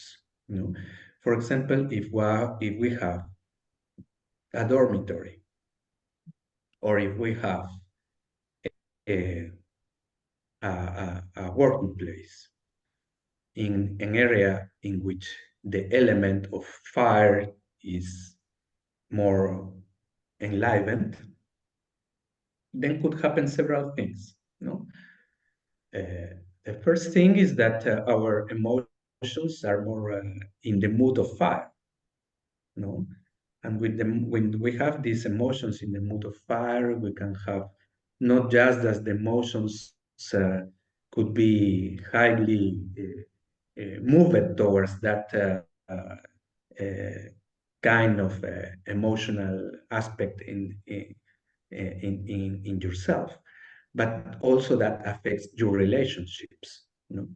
So we are more maybe angry or easy to move towards a stressed field. So it's very important the placements of the rooms. We have the orientation that is very important for the mental health, but also where we are doing the different activities in the house that affects our emotions and our mental health. When all this is in harmony, using, of course, the right colors and the good placements of or the furniture in the room, then the balance comes to the mind, the balance comes to the body, and that the results of the balance is good mental and physical health. Beautiful. Thank you so much. I remember we were sick, Ian and myself, we had a little fever. And I remember Ian said to me, just come on the balcony and see the sun. And I said, oh my God, do I have to come to the sun? But the sun was shining early in the morning. And both of us, we went and soaked up the sun, and then really it felt so much better besides the right diet. And so, and I was thinking, Javierji will have a lecture on Vastu, and it's like that experience was there, so it makes all sense to me that the sun is so important, of course, all the other elements. Thank you so much for that answer. So Dr. Lucia is next, and I would like just to make one comment about this. yes. We are like plants. We need the sun as the plants, and we need the earth as the plants. So we should be connected with the earth also. That is very important. The design of the house should be connected with the earth. For that is very important that in a Vastu design, the house is well connected with the earth element, with Prithvi, and we should be also connected with the ground. There are some people, some health advisors that say we should walk with foot naked on the ground, on the garden. So connected with the ground, connected with the sun, connected with the air, connected with the space, connected with the water. We should always be connected with the 5 elements. Beautiful. Do you know, in Suriname in olden times, people built homes that every room, they would have like 4 or 5 rooms, and every room on the top would be, they had like, I don't know how to explain that, but latches, and through that, all the wind was flowing. It was connected with all the rooms in that house. At least all the Caribbean homes were built in olden times. Today, it's like more, closed up with AC and all that. Anyway. That gives light and gives also cross ventilation, Yeah. Very important. And Dr. Lucia, hold on 1 second. So this is because of Ms. Sila just mentioned something. I wanted to say that in Peru, the cemetery of the Peru, the one place she mentioned, I think in Vedic literature is mentioned that in very olden times, all the people of the earth were connected to Vedic civilization, and it's especially mentioned in the Puranas. I just wanted to mention that part because it was one of the Maharajas that took the decision to divide the land and all that. So it's all written beautifully there. Just wanted to say, maybe that's why it's well connected. All right, Dr. Lucia. Thank you very much, Radhaji, and thank you so much, Javier, for coming and giving us this wonderful lecture on Vastu. I have a question for you, and it's related to what was said a while ago by Radhaji about the roof, the buildings of before. Now, my island is Dominica, not Dominican Republic, the little island Dominica. Yes. And Dominica is in the path of the trade winds. So when any other island they're hot and there's no breeze, Dominica is breezy all the time, no matter rain, sun, whatever. But there is a bad part of that, because that same path of the trade winds is the same path of the hurricane. The hurricane follow that path. So we are always in it if a hurricane is coming, normally, right? But there's one thing that is really, strange to someone who doesn't know, is that if the houses are broken by the hurricane, right? And sometimes, especially 2017, we had a category 5, that is 250 miles an hour, right? 95% of the houses in Dominica were smashed or the roof taken off. But guess what? The only houses that are left intact are the old houses. And you can see that some of them are shaky, rickety, you know, but they have a pyramid roof. You know, the old roofs that used to be, you know, a frame shape.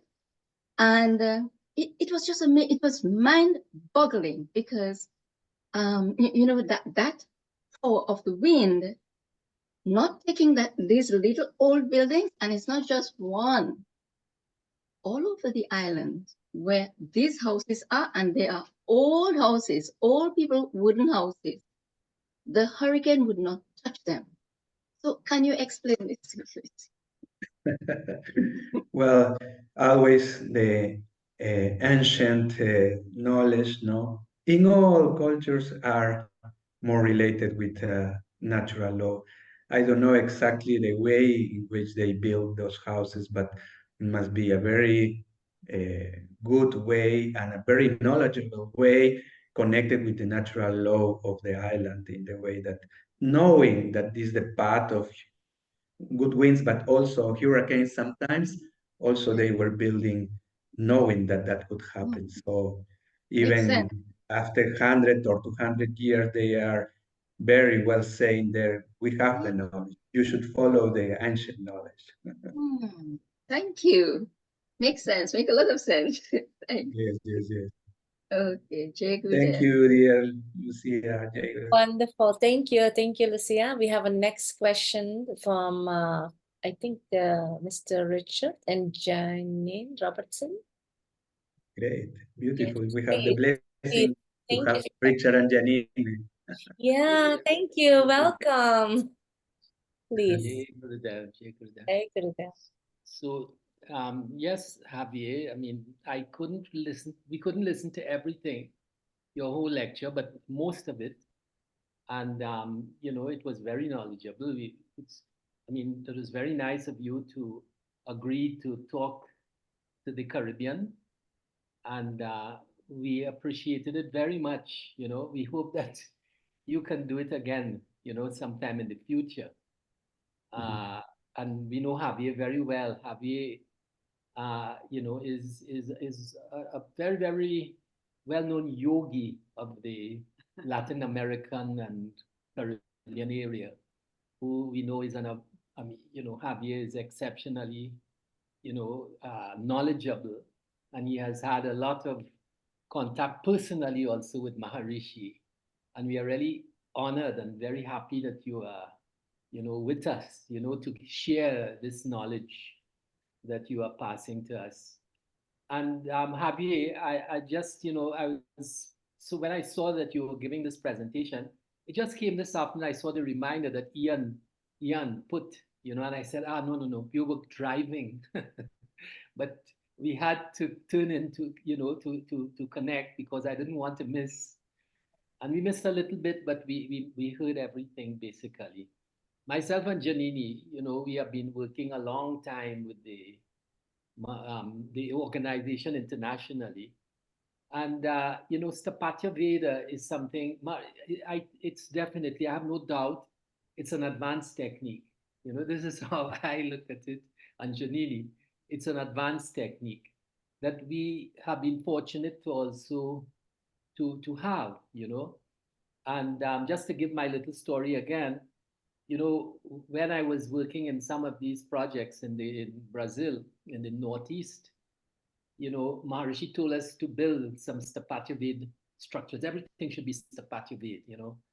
And myself and Janini, we were the ones there organizing everything. We had to do all the ceremonies and everything else.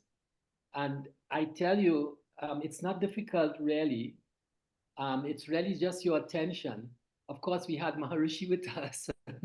His attention was there, but it happens because this is something that is supported by nature, by natural law. the people to come to build the houses and everything. It was so, seemingly easy. We just got everything because Maharishi said we should do it like that. We got the correct engineer. At the time, we hadn't an architect here in Brazil. Now we have one, Javier's colleague, Berenice Brendler.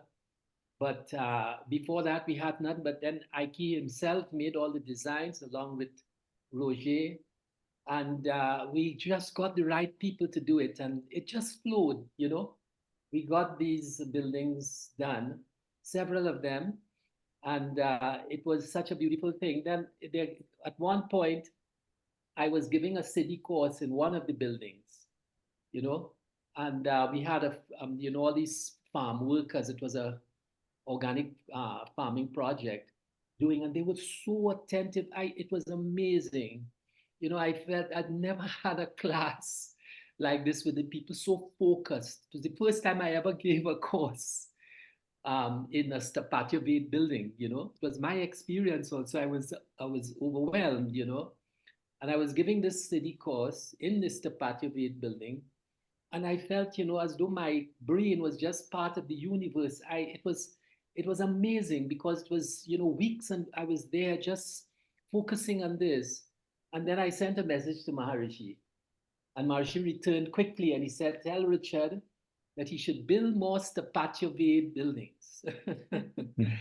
So this stuck in my mind. It stuck in my mind. It was an international project, and it reached a point where Maharishi, that was just in the end of Maharishi's time with us, and I think he transferred all his attention to India. So he temporarily closed the project. We were there for 7 years, but he temporarily closed the project because he wanted this 10,000 group, and he was looking everywhere in the world where he can get it. And then he said, no, stop that for the time being, and everything should be focused on India. So we left the project. He told us what we should do. We went back to teach. We went to Guyana. We visited Suriname also, Come back. for that time. Huh? Come back. Yes, yeah. So we met Ibro there and so on. We went to Suriname. But then this kept in my mind, this Stapatya Ved. And it just manifested. It was just a thought. We had nowhere we would ever live. We were always living in the project. We would spend 7 years in Mozambique, 2 years in other countries in Africa, living all about the place and always looking for east entrances. If we go to a hotel, we'd always get the compass. And I remember when I was in Holland, Maharishi called myself and Janine, and he was telling us, make sure you have a compass. And then he called Roger, and he said, Roger, give him a compass, give him a compass. So in those days, we didn't have, this more sophisticated type of GPS and things that he said, so give him a compass. So Roger said, yes, Maharishi. So he gave him the compass. This is the compass that I use. He said, no, give it to him. So I always, anytime I go to a hotel or anything, because we were always going in these projects, we always use this compass, that Maharishi said that we should have. And then I had this in my mind. I was in Trinidad, for some time, for a few months. I was helping to take care of my mother. And I took a course also in the Stapatya Ved, what they call it, the course for technical people to help, the Tapatis, And there was an online course, and I didn't know how it was going to happen, but we had no house, myself and Janini, because we were just living in the movement homes everywhere. And then we came back to Brazil, and it just kept in my mind. The details are not important, but it just worked out, because the desire was there for this Stapatya Ved house. Maharishi was not anymore with us. He Mahasamadhi, and he went. And somehow it just happened, And we live in a Stapatya Ved house. And we have been living in this Stapatya Ved house in Brazil for 3 years now. And I'm telling you, it's not just, it's a house. You have houses that have 20 rooms, you have houses with 4 rooms, it's a house that is built in accordance with natural law. Berenice did it for us along with Ike. and they organized the thing. And we have this house that how we got to have this house was amazing, but we have it, and we are living in it for 3 years. And it's an advanced technique. It's really an advanced technique. You feel, Yes.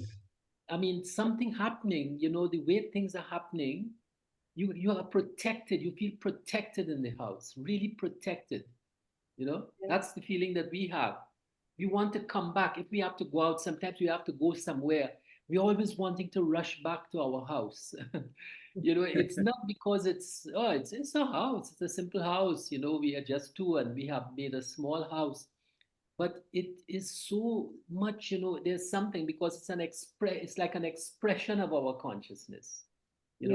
Yeah, And beautiful, beautiful. Berenice worked very closely with us to find out exactly how it should be done, how we want it, and everything. And then she was telling us what we can do and what we cannot do. So the house now is like it's an extension, you know, and you really feel grounded. You feel you really more with the feet on the ground, as Maharishi says, you know, and it's growing more and more and more. So we live in the house. We have to teach in Sao Paulo, which is not so far away. It's about, you know, 35 minutes, 40 minutes. But we always want to come back home. We always want to come back home. We do everything. Today, we give a lot of our lectures online, you know. And so we stay here a lot. And I'm here now, you know. And it's an advanced technique. It's something, it's like, you know what I feel? I started TM not as young as Javier. I was 20. Javier was 16 when he started, you know. I was 20 years old. And, you know, every step I did SCI, then I did TTC, then I became a teacher, and then we got later on our Siddhis and then, you know, the advanced techniques and all these things.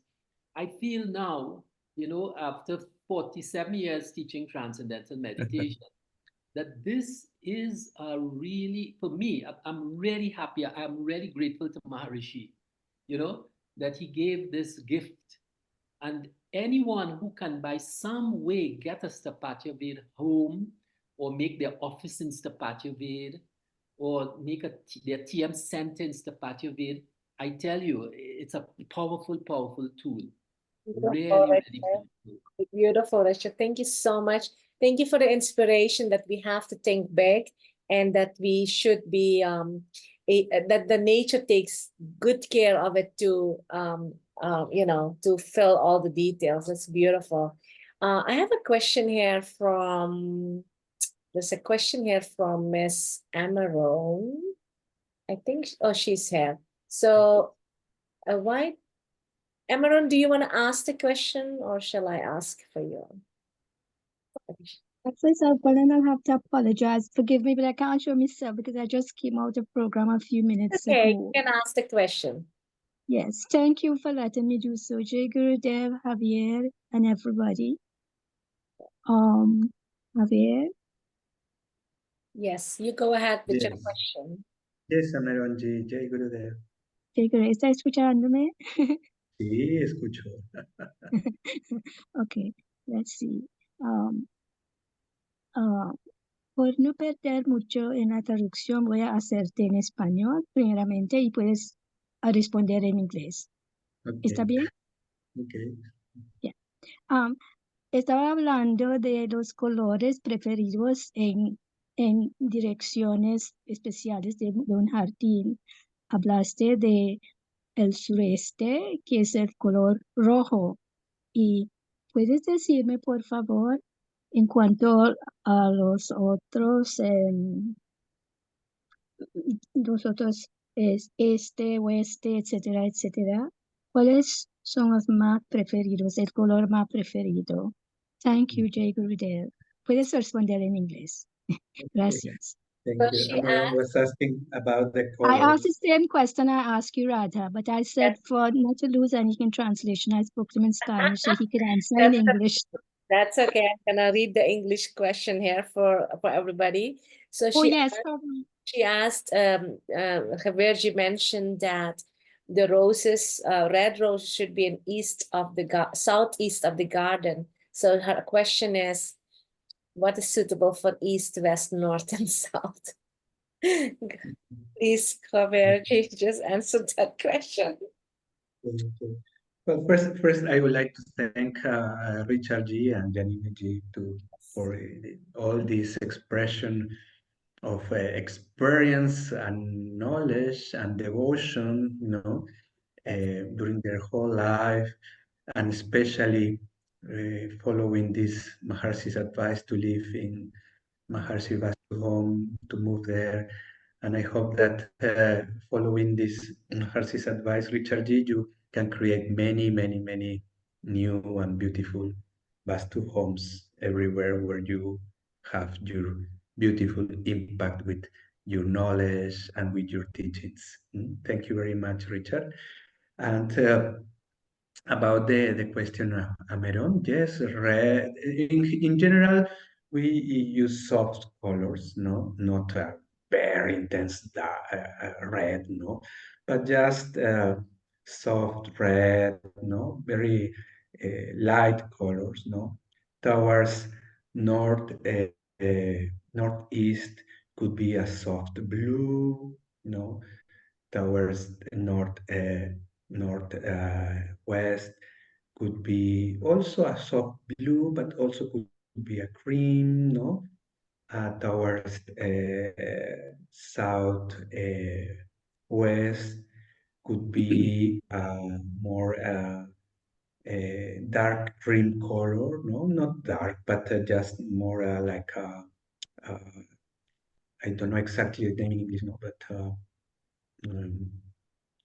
more yes, more like cinnamon color, but not so dark, but in this way, So we have there the four main colors, and you can just play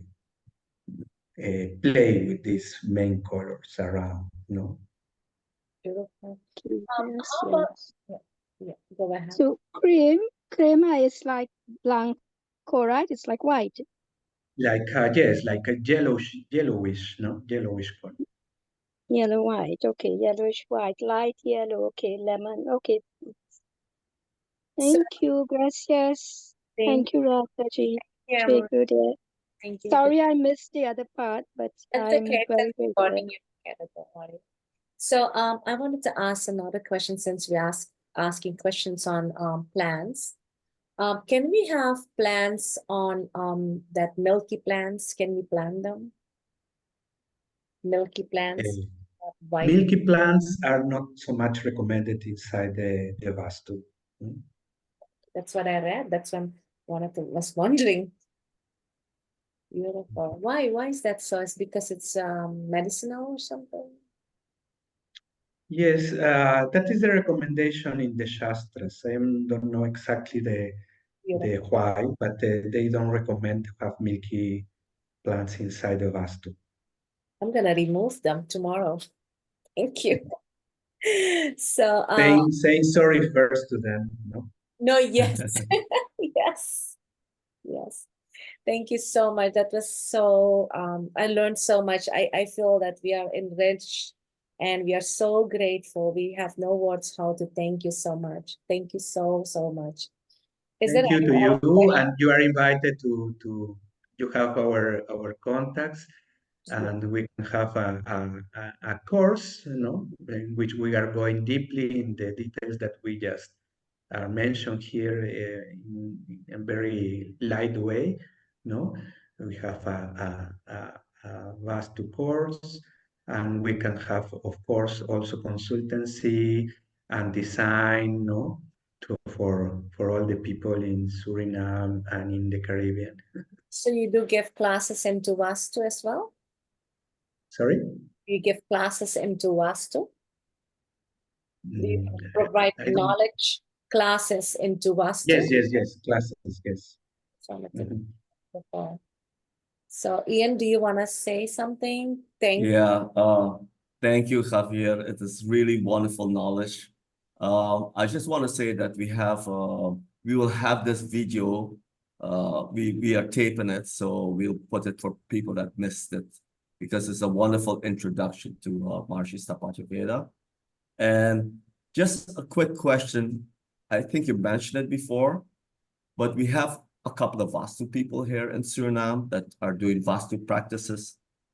What would you say is the main differences? And I think this is the last question. The main differences between Maharishi Vastu and the Vastus that people are doing, but you know, they're reading the same books. You remember you had a list of books, of Vastu books. There are people from India that advises them, and so what would be the main difference between that and Maharishi Vastu? Thank you very much. It is a very important question. You know, a few years ago, I was invited to give lectures in Vastu in one very spiritual fair in Mumbai. And before me, we were speaking like 2 or 3 very knowledgeable Vastu experts that came in TV giving advices and many things, no?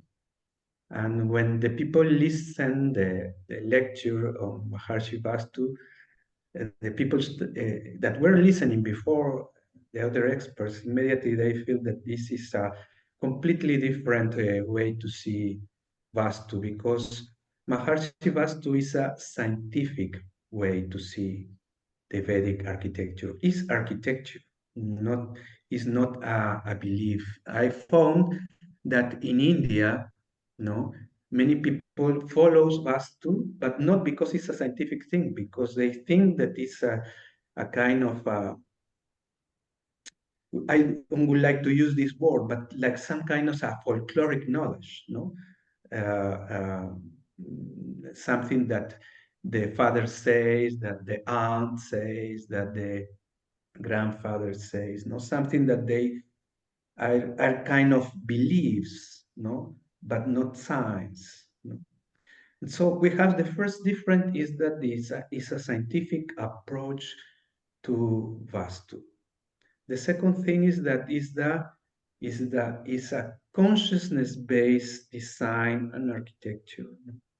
So you have the people that design for you using Maharishi Vastu, all are governors or people that having decades of experience going deep into the pure consciousness and bringing that pure consciousness in his knowledge. That is a second very important difference. And the third very important difference is that we have in Maharishi Vastu a knowledge that have been going through the eyes and through the knowledge of a Maharishi.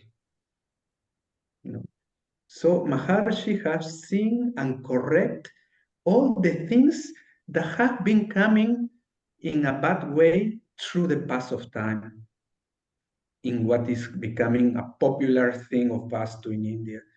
Now, even they mix Vastu with Feng Shui, they mix Vastu with bioclimatic things. They see Vastu as a way to sell something, but not as a way to make people flow to a higher consciousness. Yes, yes. So what I was thinking is a little bit of knowledge can be a dangerous thing in this respect. Exactly. A little bit of impurity in the knowledge can cause a lot of ignorance and a lot of suffering. A little bit of impure knowledge, just a little bit. It could be 95% pure, but just a little 5% mixture of not in accordance with the laws of nature, and it can blow up, right? And it could be totally wrong. Yes. Thank you so much. And we are in a campaign that we started also during this 10,000 course, meeting with some important builders, businessmen in India, to bring Maharishi's Vedic architecture to India, because India Back into India. is full of incomplete knowledge of Vastu, as you say, and incomplete knowledge is a dangerous thing. Yes. Yes, yes, yes. Beautiful. Beautiful. We cannot thank you enough. Dr. Lucia, go ahead. Okay, sorry. It's I gonna just later want on. a comment to support what Javier just said, because there's so much misinterpretation of Vastu. And for example, right here, there is someone who gives Vastu lessons. So I met someone who is taking the lessons, and I was very interested when she said that she's taking Vastu lessons. So I'm asking her little questions and stuff like that. I was so shocked because she said they taught her that she has reoriented her bed so her head faces north. I said, did he teach that? Yes, he teaches that this is the best for prosperity, for good luck, and so I explained to her. Now, maybe this same person who is giving classes give classes to someone else who builds hotels. She has a hotel and she's building a bigger one.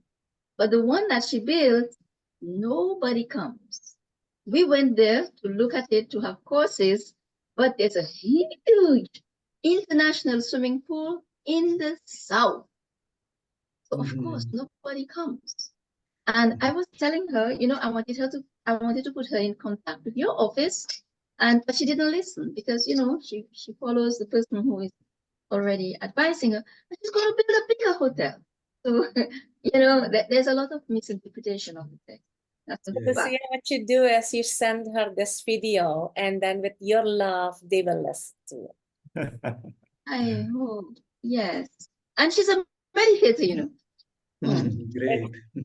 Oh my God. But as I say in one part of the lecture, no, we are going to live in the consciousness of our designer. No? So how is the consciousness, the level of consciousness of that person that is designing for us? No? That is a very important thing.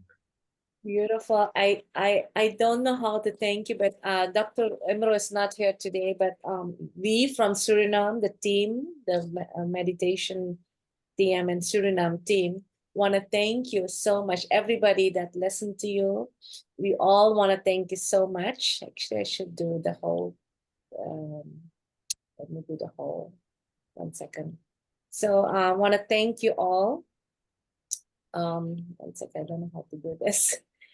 Want to thank you for coming and helping us out today. You have helped us gaining knowledge. We have definitely expanded in knowledge. And oh, here it is. Thank you all. There were more people, but they left. So thank you so much. You're very humble. Thank you very much. Thank you. Thank you very much, Radhaji and Very EMG, humble to come. organizing this lecture, and I am very happy to have shared all the knowledge with you.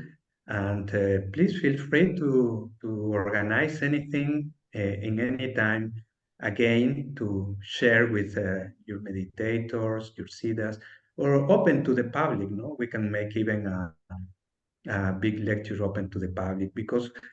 Especially when the people thinks that they know of Vastu is when they know less of Vastu. Right. We really No, take. so this is so important, and I really appreciate you giving this knowledge. It's in the and there's a lot of building going on in Suriname, so they need this knowledge. They need this holistic knowledge, and they need the fullness, the full benefit of real Vastu knowledge, and that is what Maharishi's Vastu is all about. It's the holistic part.